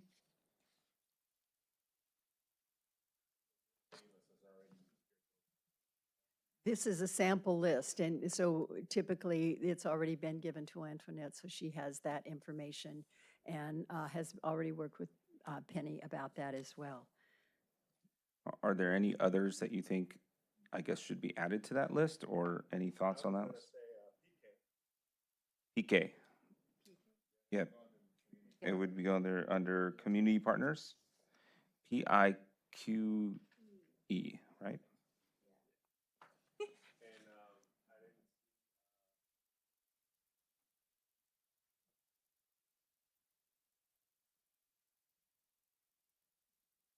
I know we talked about student groups, but I didn't see any of our particularly Southeast Asian community groups on there. I know we do a leadership, Asian youth leadership conference for them every year that's co-sponsored by the district, but I didn't see them. Well, this is initial, so you say we can. Right, these are suggested, and Right. anything that's particular to your district, we would add. Yeah, I'd like the Black Student Union and the HYLC Yeah, I saw them. in there, right? Right, yeah, and I think NAACP should be added to that. And Parents Leading Change. Clergy Council. There's a lot of great people on the Clergy Council. It's got Sheriff's Department, Police Department, pastors. Charlie Nguyen. Yeah, Charlie. Yes. Oh, yeah, that's good. I know he represents ALF and some others, but he is a leader out there among the Southeast Asian community.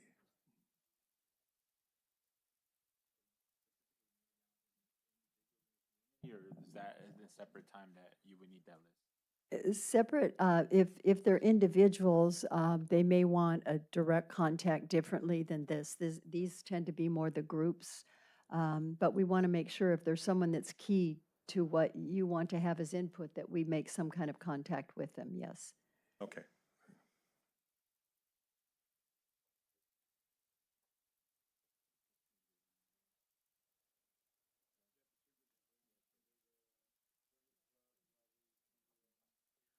Oftentimes with chamber reps, they're in one of the service clubs also, so they kind of have a dual role, so we've started putting them together. Right, right. That's why I didn't say NAACP, because they're on the superintendent's key communicators group. Right, I was going to mention that. There's a lot of them on there. Mhm. Yeah, I just want to make a big emphasis on the DLAC and ELAC.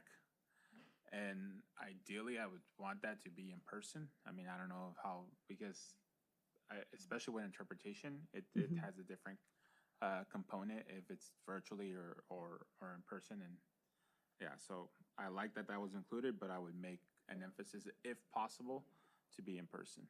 Certainly. And again, I mentioned that Juan is very comfortable with doing that, and that works very well. Now, Sally, Yes. in these conversations, for example, let's talk about like DLAC, and if they were to gather DLAC parents, would you advise for or against board members to be in that space? We advise not having board members at any of these sessions. People seem to be more comfortable sharing without. Really? No, just kidding. Yes, really. It's been our experience. Yeah, no, I think it's important to mention that, just so Yes, you know, thank so- you. So, Thank you. I'm wondering, can you maybe give me some, I guess, reasoning behind former board members?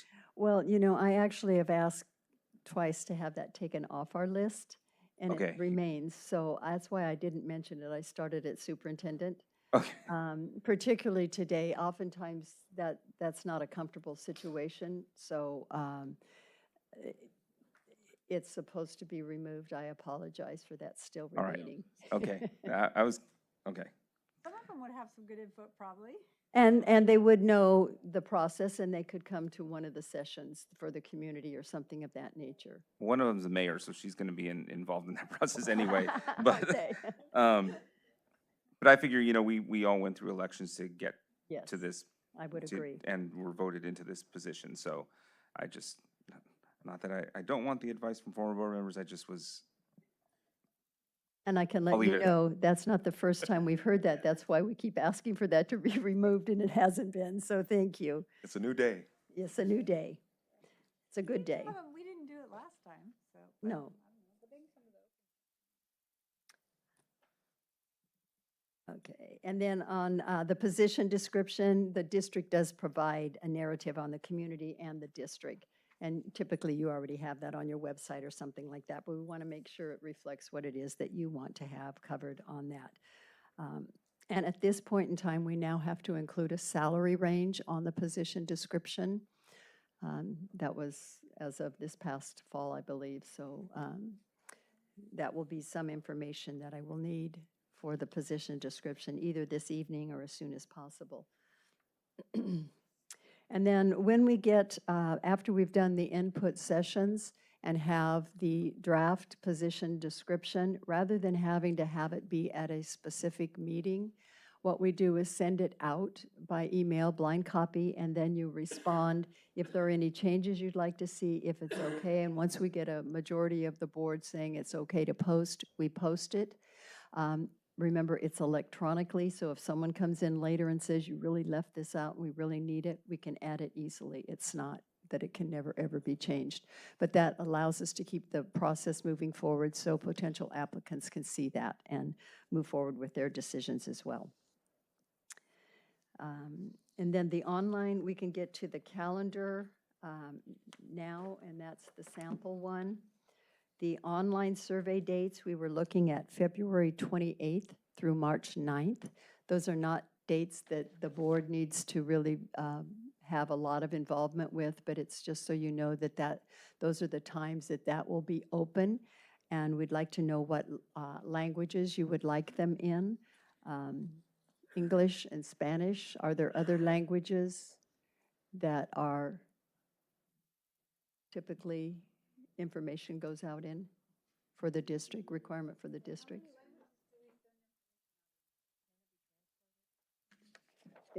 We do have translations of the survey, yes. So currently, when we use Parent Square, it will translate it back into the parent's preferred language. So when we send out, things in mass, it's probably in English and Spanish. I would say our next most common language, and anybody can correct me if I'm wrong, is probably Arabic and Farsi.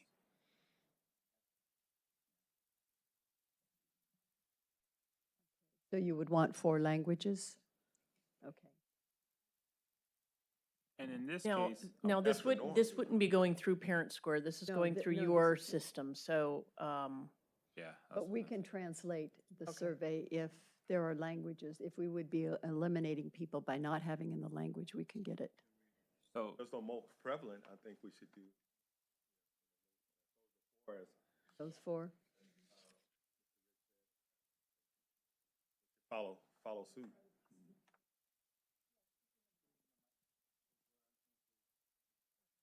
so I know that Yeah. it's not being made through Parent Square, but where is it going to be advertised it? And because we have Parent Square, we have tech services, and I think that those should be utilized as for easier engagement.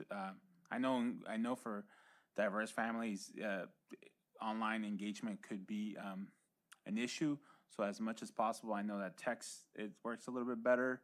I've heard good things about Parent Square as well, so I would think that that not only having the survey in our website, but through Parent Square and then through text, we can reach a broader audience to. And you're just talking about delivery of the message through Parent Square, not the actual survey. Is that what you're saying? What was that again? Just delivery of the messages through Parent Square, otherwise the survey's with their company. Yeah. Yeah. The link. But we don't spoil the pot, so to speak, that we're just sending the message, but the survey resides in your system. Right. Right. Yeah. Right, where, I was saying earlier, we can have that in those languages, but however we decide to communicate that, like Right. Trustee Lopez was saying, like text. I know through the election, a lot of people read the text and things like that. So whatever process we use, ultimately, we're going to bear the cost anyway, whether it's through you all or through us. Okay. The next item on the calendar is the input days for the staff and community. And that date, you have March 6th. We're going to need to change that date to March 5th. And again, that's not a date the board needs to be there, but March 6th was no longer available, so March 5th would be the date. And I've spoken with Antoinette about that already. And how will that go out? We have sample letters that can go out, and it shares the questions. It says that we're going to be talking about qualities and characteristics, both personal and professional, that we're going to ask, what are you proud about in your district, and what do you see as challenges before the district? That's in the letter that goes out to groups, and usually there's an email distribution list to many of these groups anyhow, so they get it through email. Newspaper often carries the dates and that kind of thing. Thank you. And then it will be advertised in the Association of California School Administrators, EdCal. It will go out on March 3rd and March 10th.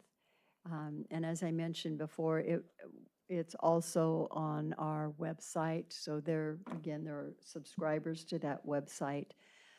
And then with the close date of March 17th, And that is a rapid close, but this is the time of year that potential applicants are looking.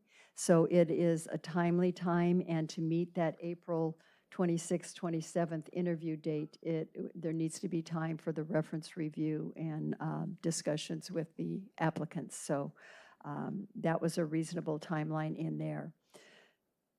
So the April 14th is the meeting where it's usually about 2.5 hours, depending on the number of applicants, the number of questions. You'll get a sample schedule for the number of potential people that would be brought in for interview. And then after that meeting, you will know who it is you will be interviewing on the 26th and the 27th and what the questions are. And then again, on the interview date, there's an orientation for the board where we'll go through all the packet of materials. You'll have all the materials that you need for the interview with you, and we will go through the process there and entertain any questions you might have about the process. So that is a regularly scheduled board meeting. We looked at the board meeting in a glance, and we pulled a lot off. I think we just have one item on that now. That was, The two items, the adoptions for this year and the passport to lit. so we'll do those quickly, and then you guys will have the rest of the time in closed session. And part of that is because the stuff we had to move out, otherwise we're going to have some super beefy ones on the back end. So I think the adoption, that doesn't take much time. That we can also do a consent agenda. We can move forward.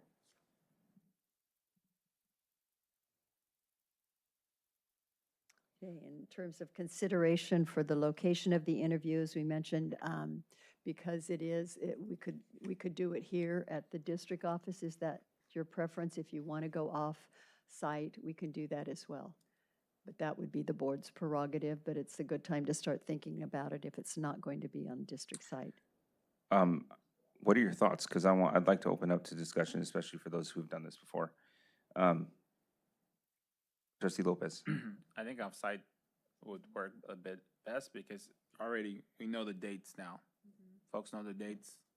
And when we talk about the confidentiality aspect, we understand, the folks are looking for a new position and sometimes they're looking at an opportunity, right? And so we don't want them to also burn bridges where they're just exploring. And so that's naturally valid for anyone looking to apply for a position. So as much as possible, we can keep the confidentiality, and if we can provide that for folks here, then here. But if not, then I think an outside venue would be just ideal.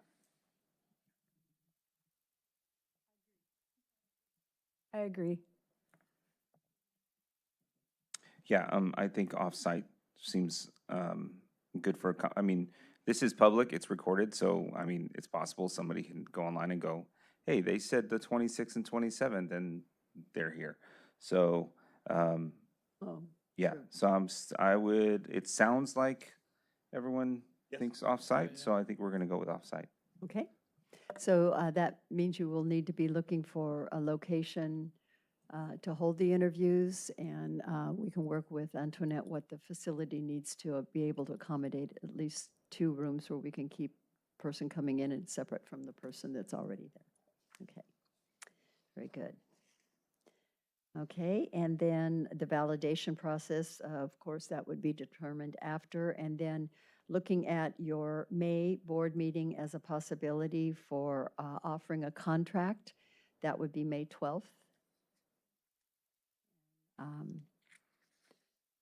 So if those dates look appropriate and doable, it would be good to have action on that, or at least confirmation that these are dates agreeable, because it's really important that all 7 board members be at the selection meeting and the interview dates.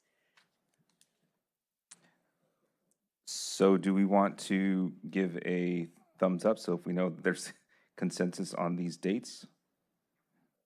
Check our calendars. Okay, good. Need to check with Chad Brown, and make sure those dates are okay with Yeah. Chad. Change, March 5th. Well, we're not. You don't have to do March 5th. Okay with these, with the 12th?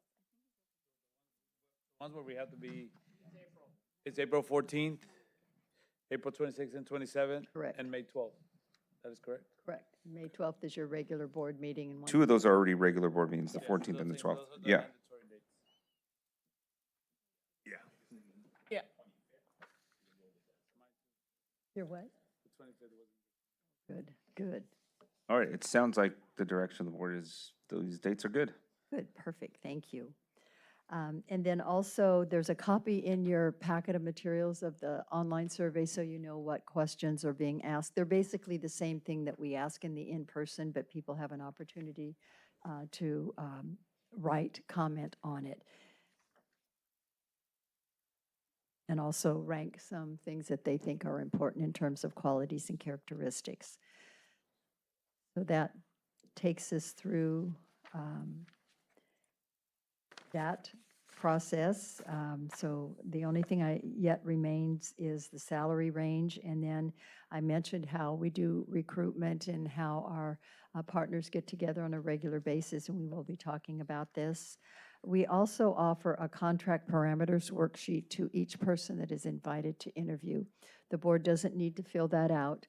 It's something that gives you an indication when you have a finalist of what their expectation is or what their ask is for salary, for benefits, for if they want a cell phone, a computer, dues for various associations, that kind of thing. So we have that information ahead of time, and we think that's important.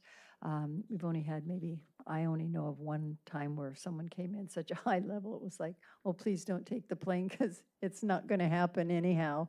But that's good to know ahead of time if someone is anticipating. But now that we have the salary range posted, it makes it, people already have an idea. We also want a copy of the current superintendent contract. That is public information. Most applicants will want to see that so that when they do their ask, they have some sense of what's already out there. So that's important. I think that's pretty much takes us through the process. So any questions that you might have at this time? Before we get into what you're looking at in terms of qualities and characteristics and. There's more, the question, I just want to, piggyback on Trustee Lopez, that we can use as much as we can our systems within the school district to get it out to parents, because they already get this information. Maybe the link within, when we text message them for events to the survey would be, I think we'll have a higher success rate. So as many as is legally possible to use our tools already, because they go to everybody and they get it right then and there. So I think it might be we might catch more folks that way if we use with our systems within. So that's just want to reiterate that as a comment. Our parent ambassadors. As well. Our parent ambassadors, Yeah. using them too. I was gonna mention if there's, if we can have a scripted message that we can, the board members can use to promote the survey link. Just promote it and pass that link around so folks can take it, but it's something that's like where it says, hey, be a part of the conversation about something like that. But I know that sometimes with legal jargon, we have to stay a certain way, right? So if we can provide that, little, so that we can use on our socials as an individual and board member. I know some of us have board member socials here, so. So I do have a question. How do you put the information out? Right now, how do you get it out on the surveys? Who do you send it to right now? Do you get it from us? We send you emails and then you send it out, or how does that work? It's sent out through your district email distribution list, because you have, the contact with the people. If they saw something coming from Leadership Associates, that wouldn't mean anything to them. So something from Modesto City Schools is preferable to that. Okay, are there any final comments or questions? I just Trustee Daly? wanted to say I agree with Trustee Lopez. I would like a script because I already have people contacting me about the process. I could put something together for you guys on a Friday and get that out. Thank you.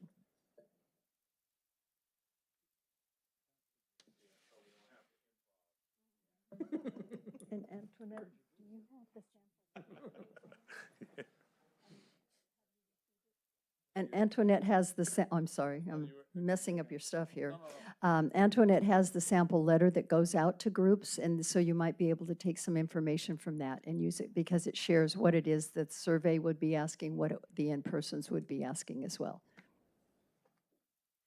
Sally, is there anything else that you need from us in open session before we go? Your qualities and characteristics that you're seeking, and then what, as a board, you're proud about in your district. So your input comes in open session. Okay. Do we do that now or how? Yeah, okay. I'm ready. All right. So Irvin. the qualities that I feel are very necessary for qualities in a superintendent. Our current superintendent has demonstrated all these qualities, which I have, right here. And so to carry on that legacy, so to speak, I would be looking for a superintendent that understands our diverse student populations, our diverse parent populations, a superintendent that is a transformative, driven leader, a superintendent that is a cultivator / mentor of aspiring leaders, and a superintendent that is data and CIPM driven in data, and also a superintendent who has the leadership that resonates when they walk into a room, when they walk into a classroom, when they walk into a meeting, that leadership precedes them, so to speak. And so that's what John Irvin III, trustee, would want in a leader. Thank you. I could take it. I could take it next. All right. Well, I think it's important to highlight that, like Trustee Irvin, based on what I've seen from Dr. Noguchi, our last 7 years, leadership in communities is essential to the role. You need someone that can have conversations, have hard conversations with grace and with an equity mindset. You need to have an individual that carries presence of leadership and demonstrates it, not by force, but by example. You need someone that cultivates a culture of growth, of open-mindedness, and allows others to step up to the plate. More specifically talking, I would like to see someone that, because I'm a strong believer that the EL education is general education. So we've seen when we've grown in our spaces of EL, our numbers have grown in our general education. So someone that has the expertise and maybe not directly in EL education, but that has expertise coming from EL mindset that can bring to further grow our department, as was mentioned earlier. So, and I'll be and also be quite frank that since this was a shocker to say the least, I'm really interested in, I'm really looking forward to what the community has to say, because I want to be guided by their input as well. I know that we are that Dr. Noguchi has a legacy, and Dr. Noguchi has done a lot of great work, and so I understand that that what community says is really going to help shape and shape what we're looking at next, but also it will hopefully highlight the great work that we've already been doing in the district. And so I really want to be guided by community as we go through this process. So. Thank you, Trustee Lopez. Who's next? Well, I agree with what's been said by the other trustees, but some of the other stuff I would add would be, visionary, kind of like taking on that, and then also like being able to take the good things that's already been, I don't know how to even describe it, but to continue the good things, evaluate, be a good evaluator to see what's been working. You don't have to just replace that. Would be good. A person that listens and is open to all that come with good ideas for the district. And accountable, I think that's one huge one for me, just because this has been my first experience, but I found that accountability at all levels is I think is super important, and that they engage in the community, that they take community into consideration, and they know who all the brokers and know all that. I think it's super important, especially in a community like ours. It would be important, especially if they're not from here, as they're considering this position. Thanks. Trustee Marks, ready? Okay, it's still on. This one just isn't as loud as the other ones. So I put down listens well, is motivational. I wanted to put cheerleader, but I thought, I don't know, motivational cheerleader, kind of that kind of person that would, just really cheer what we're doing well at, because we've worked hard to get there and like to continue on with that. And then I also put knows how to work as a governance team. That's really important to me because, yeah.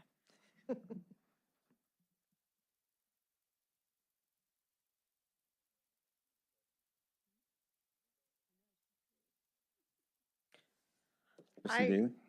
I agree with everybody else. I am newer to this process. I was just getting a handle on all the rest of the stuff that we have to do as a board.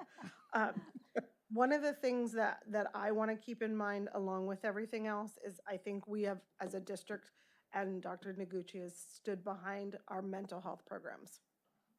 So I want to make sure that somebody is really mental health minded.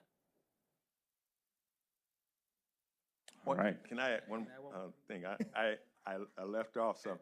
Yeah. One- I'm not going to have anything to say once you Right. guys are done. One is a superintendent that can handle constructive criticism, and doesn't take it personal, and also that's a key communicator. I mean, we get communicated so much that, I literally, have to take a seat back because I thought, oh, I didn't get that, and then find out I got an email and, or a text, oh, I did. I'm sorry. To me, that speaks volumes because it's like you're in the loop, to the point where, we all got busy lives, but, the information is there, so between those two, I'm good. Thank you. Yeah, I would like to just add one more that I meant to say at the beginning, is being able to continue and work with our labor partners, have that strong component. I feel like it's very important. I know it doesn't mean it's easy, but it means that you have that availability and maybe a track record of having that type of ability to work with our partners. Cool. All right, I've got a few. Most of these have already been said, to focus on equity, especially for our diverse learners.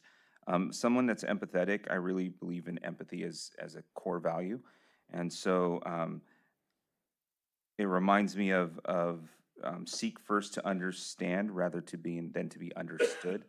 And that's just a core value of my own, and I think it's a core value that I would like to see in a superintendent. Someone this is kind of more of just experience background. Someone that's experienced with diverse communities, especially a high Latino population. I would prefer that. And someone that has experience with a larger system, we're, what did I see, the 18th largest district in the state. So somebody that has, did you see that? It's on the list.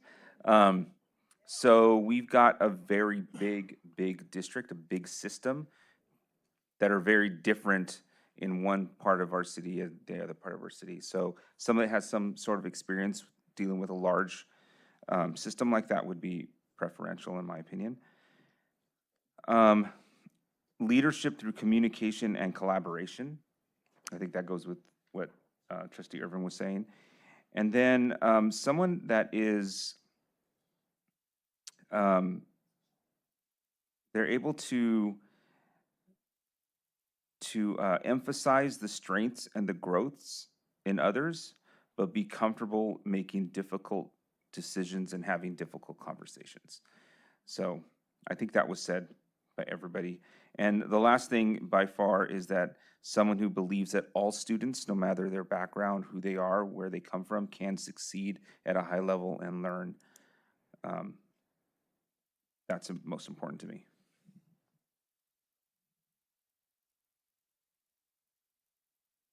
Okay, everybody? No. I think we also got the essence of Trustee Brown in there too. All right, so then we also have to talk about strengths and challenges of the district? Okay, Yes, please. so I'll open that up. The district's strengths and challenges. Do you want to do one challenges?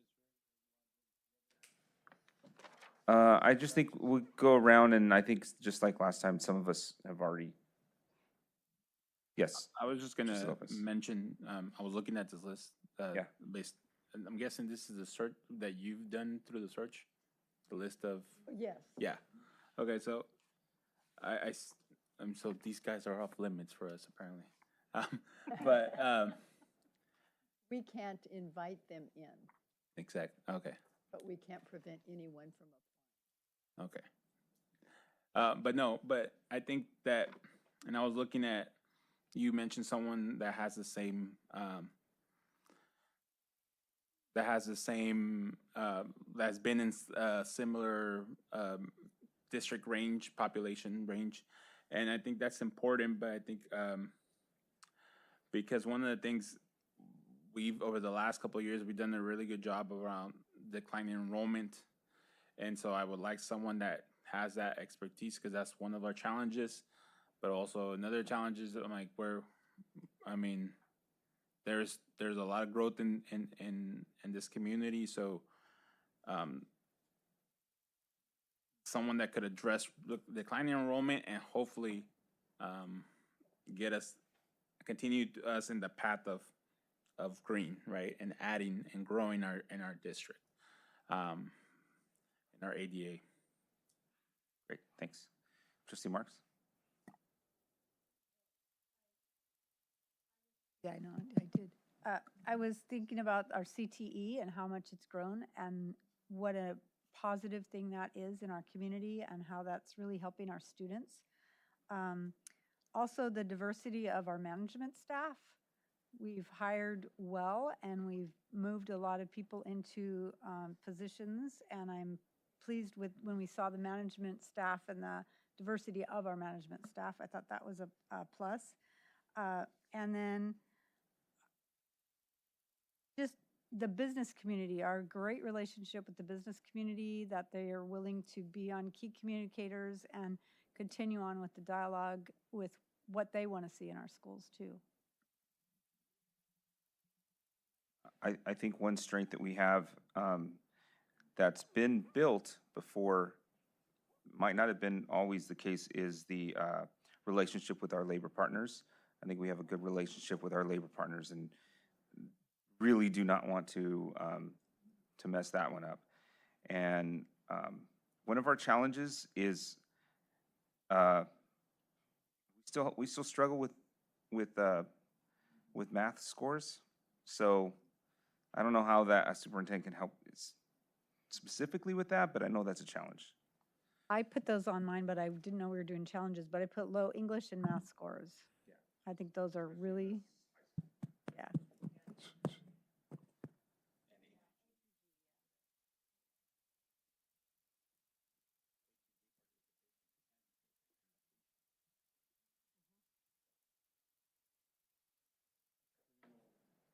Go ahead. I would say, I know our English, we talked about English learners, but like, how do we, we've done some great stuff, and I know we went through some, the pandemic, but how do we keep that projection up? I feel like that's a challenge too.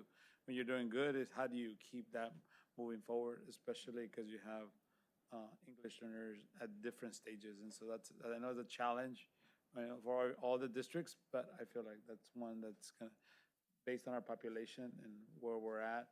I think kind of continuing that trajectory, keeping that in mind as a I know, so to add to that, I know the challenge could be statewide, but one of the challenges is long-term English learners and not, the reclassification levels, yeah. I'll go, challenges I have is, I have is equitable grading is I think still a challenge, for us. We've made some strides, but it still has been a challenge for us. Reading and math scores as well, in the elementary schools, which, translates into junior high, and, it tends not to get better. And particularly with African-American students, when you talk about reading and math, by third grade, being proficient. I'll just go into strengths too. I think our dual enrollment is strength, for us, as well as, the numbers that are increased, and particularly for African Americans in that program, and advanced placement is a strength for us. The real great gains that we've seen in advanced placement, and again, there are some notable gains for African American students in there as well. Our diversifying and continuing is of our teachers. Increasing the numbers of teachers of color in our district, and staff and managers as well. And again, like Trustee Mark says, our CTE, being able to go out firsthand and see the amazing progress that is happening with our CTE programs, giving students other opportunities to excel in our classrooms. And then our equity work, with our audits and things of that nature that we're doing, and then our ethnic studies as well. Great work doing there. We're ahead of the curve in terms of the, when it's supposed to be implemented statewide. We took the initiative to start that work, and I think we're ahead of the game like a year, Mr. Rich. Mm-hmm. And so that's really good work as well. So those are my strengths. Thank you. I have 3 more. We were doing strengths and I thought I was weaknesses. just doing challenges. No, I think we guess I'll were go doing back. both, so Can go I ahead. get my- Can I get my? Focus on. My good ones? Go ahead, get your strengths in. My good ones. I would say definitely, I think our facilities and stuff, infrastructure, our folks that run our finances, and of course, the crown jewel, it would be sustainability, kind of like doing that, and meaning like we want to keep that trajectory, but just kind of celebrating that. I'm sure if they know about us or they're considering applying, they probably read about like all the awards, but just kind of keeping that in mind and coming with the framework that we want to keep that moving forward. Like, if you're not in that mode, then you probably don't apply. All right, Trustee Daly? I'll go add 3 more. I would agree. I want to, though, highlight like our weaknesses, definitely math and EL scores. Although if on the flip side, the last couple of years as I've been watching is also a strength. And part of that goes to the characteristics of Dr. Noguchi in reference to like the teachers and the staff that are working on that have made huge strides. Now, are we where we want to be? Absolutely not. However, we do have to acknowledge that that is a strength as well, and that is under the leadership that we've seen. Yeah, and that strength is also our CIPD department, I have to say, is the professional development to allow the growth of teachers is a huge strength in our district. Trustee Marks. Okay, so I wanted to add, though Mero did mention it, the finances, because we're physically stable. We made some tough cuts last year, which set us up for this next year to help in the transition. So I think that will be really helpful because those hard decisions have been made. And then I wanted to put that we have great tech. So it's like incredible, the technology that we have. We put all the infrastructure in like just before COVID, and we're benefiting from that. And just, I mean, we have some great tech programs for our students that I think, you know, as we go into this new phase of technology with AIs and all the things that are changing, is going to help whoever comes in, that we already have a good foundation with our tech department. And then I put our attendance and our graduation rates are really good. So when you look at some other school districts, ours are really, really good. And it was fun to go out to Franklin. They're 98%. So that was great. I know our average is like 93.4 or something. Anyway, the most recent one, I can't remember, was our attendance rate. Our graduation rate is somewhere like that too. Do you remember 90 or 96 graduation rate? Like 96. It's really good. So 92. Okay, that's all right. We're above 90 on both of them. So those are good things to be. For somebody coming in, that's a great place to be because you're taking students that are already used to coming to school and they can bring them to the next level. Absolutely. All right, any more strengths or challenges? Okay, so one last thing here, questions regarding the process or procedures? Oh, you got, I ask one more yes. though, experience. What type of background do you want this person to have? Do you want a traditional educational, you know, site administration, district office administration? Does a degree matter? I would, I mean, this is a tough one. I guess I'm gonna speak for myself. I would personally prefer someone who has been a teacher in there at some point. Yeah, a teacher at some point, but also more importantly to me, has been an innovator. They may come from the business community, transferred in, you know, got into a district as a teacher to start, but they have this business background, or they may have even come from a social work background. And now they have taken the trajectory, maybe have been a counselor or whatever, or even a teacher. But someone who brings, I think, a diverse background between education, business, finance, you know, kind of rolled all up into this great leader that, you know, they may not have started as a teacher, but they may have been somewhere for 5 years or whatever and came into the teaching profession and worked their way up. But they have that background that they bring with them, that understanding of diverse, you know, institutions. And they bring that knowledge, you know, to the table. Innovate, adapt, and overcome.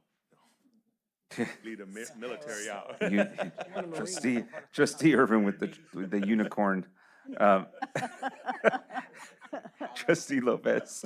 I was gonna say that I echo that. I mean, I think there's a lot of individuals that also did not start in education, probably have a background in education, but not in districts or not as long in districts. So if there's a combination of education space combined with time in a district, I think you know, I'd be open to that.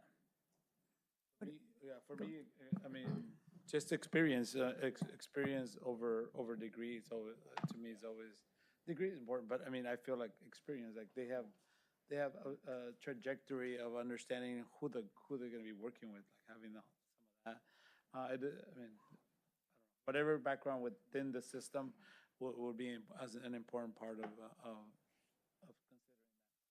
What about California administrative credential?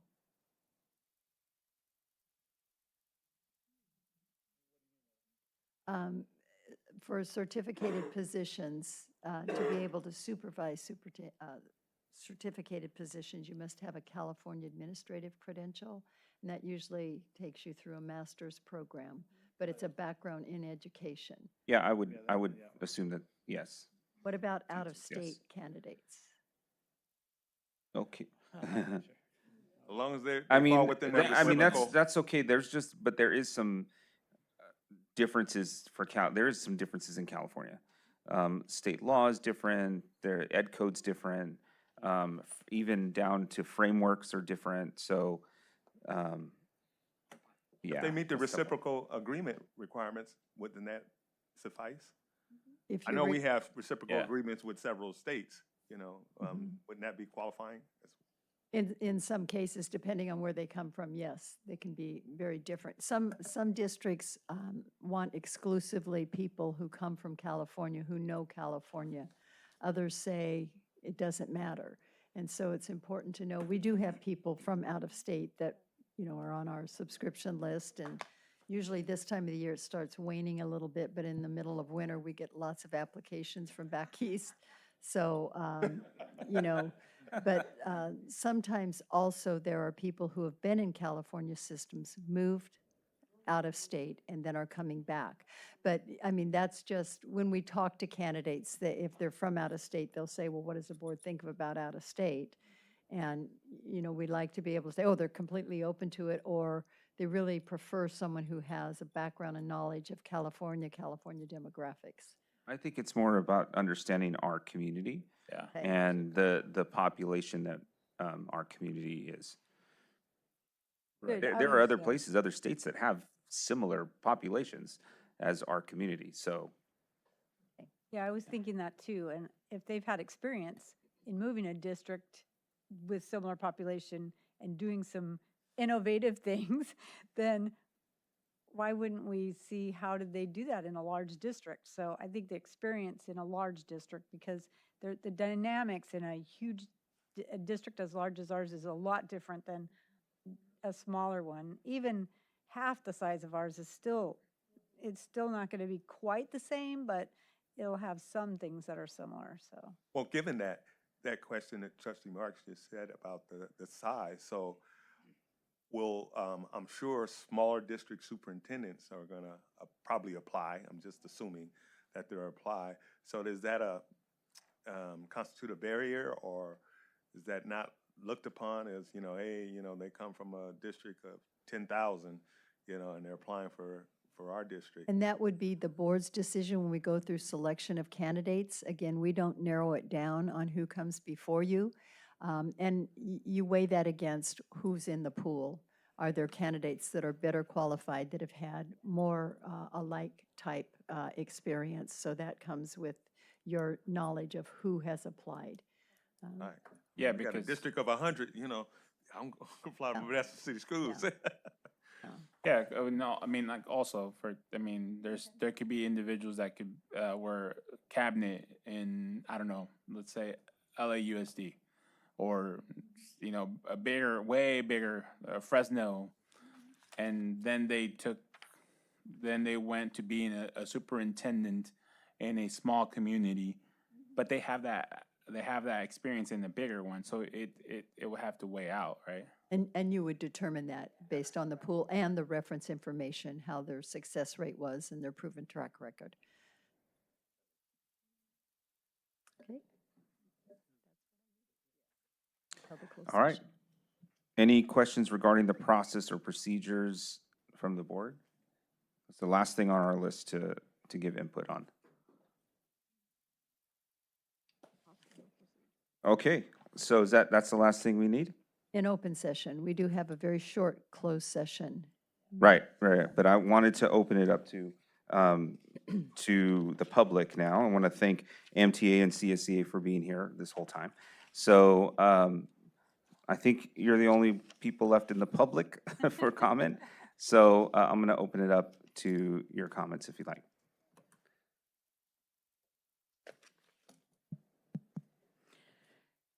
Thank you for the opportunity. I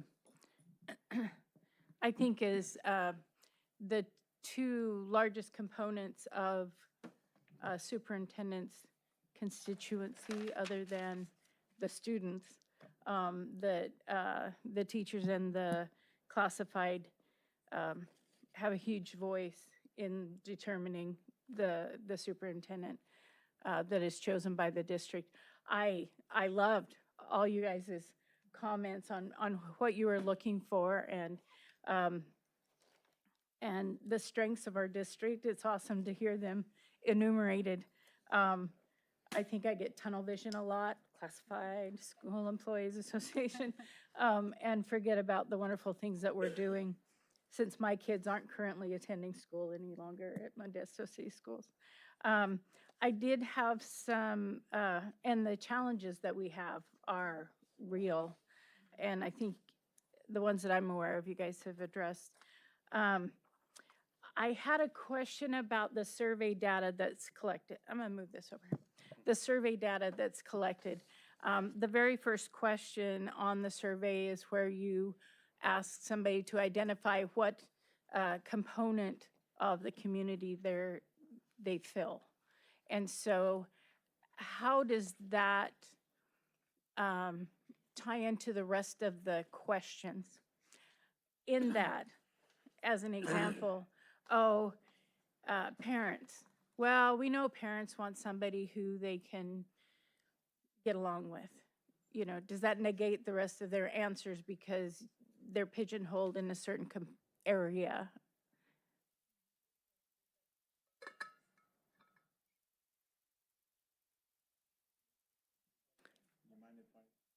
Good question. That's identifier, and that what that gives us is a profile of who took the survey, but it's an anonymous survey. So it doesn't sort out whose comments came from what area. So that all becomes part of what are developed as themes that come out of the survey, but it is an anonymous survey, so no one would be able to say this parent said that, or this was and some people are classified employees and parents, so Right. the number will not be the same as the number who took, when you go through all of those And categories. so I noticed those are radio buttons, at least in the visual. Do people have the opportunity to select more than one? Or Yes. is it, okay. Yes.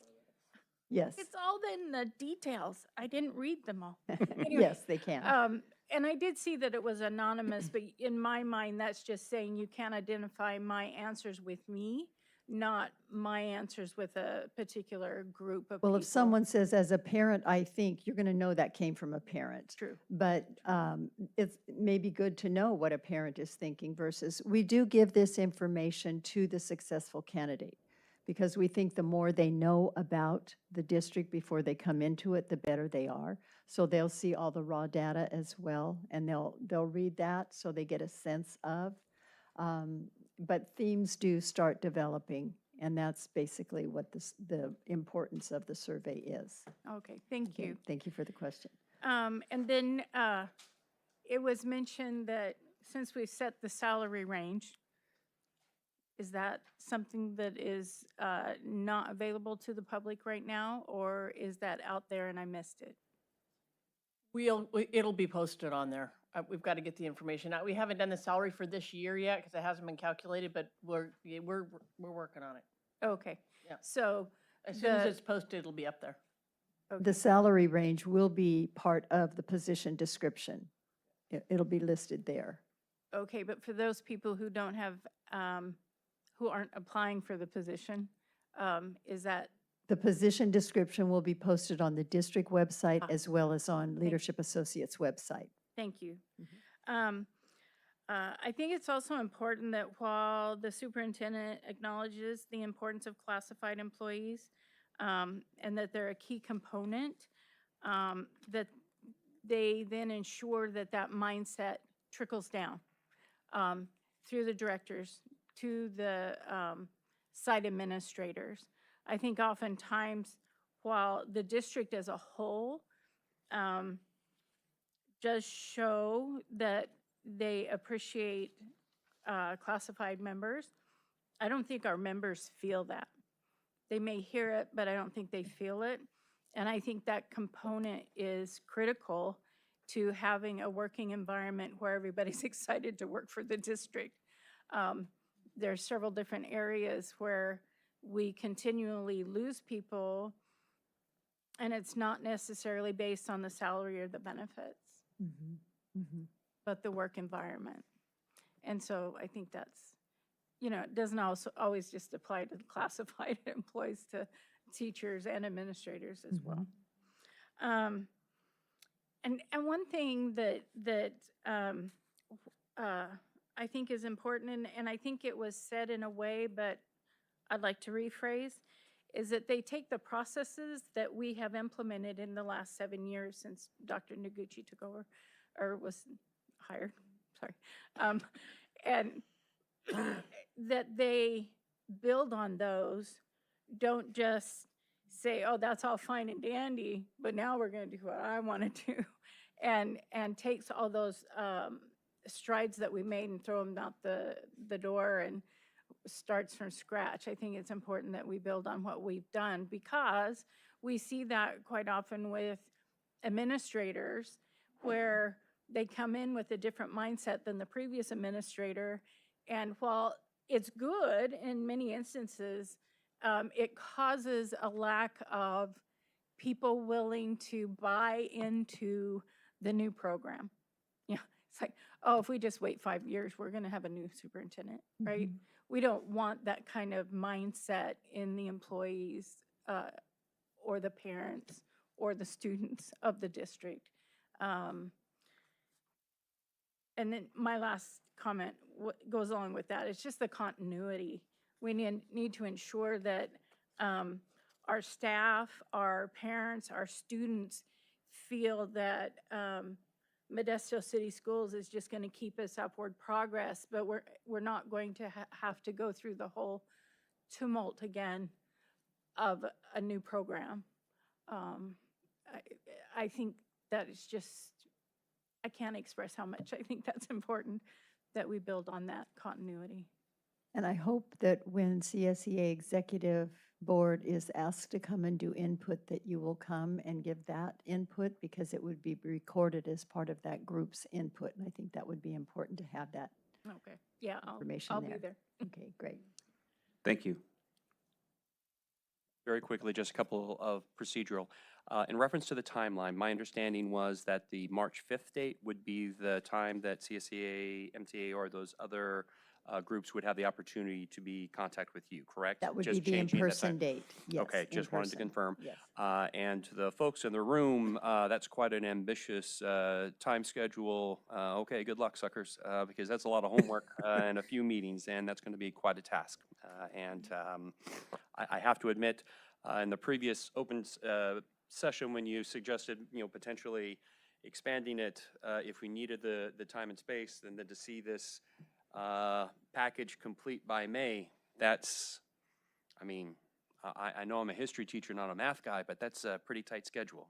Godspeed and good luck with that. In reference to the conversation that you folks had in reference to, the type of candidate, I couldn't agree more through the lens that, to me, it's not necessarily that we're this 30,000 megawatt giant, if you will. It's the diversity of programs that we sustain in MCS. How many districts literally go from preschool autism, ECE, Head Start, state preschool, transitions, and everything in between? So I find it reassuring that in your conversation, you took into context the, the variety of the programs for me. It's not just the size. There are bigger districts. There could be a talented leader somewhere with 15 grand, 15,000 students. But do they have the institutional breadth that MCS possesses? And to me, that's the part that I get nervous about. I wouldn't say that a TK8 soup wouldn't have the necessary skill set to assume this position. But walking into this system, that would be a pretty steep learning curve. So to me, it's not necessarily the size, but it's the scope of program that they have the experience and keeping track of all those programs. Would just kind of be my general support of the feedback that I heard your discussion this evening, that I think would keep track. And I would add, with Fawn, we look forward to being a part of that process. And it's important that we keep the ball moving for MCS. Thank you. Thank you for your input, too. All right, so this concludes our open session discussion action items for the evening. Before we finish our evening in closed session, I must state that there will be no reportable action taken during closed session. Public comment regarding closed session items will be received before the board goes into closed session. Are there any public comments regarding the closed session item? All right, hearing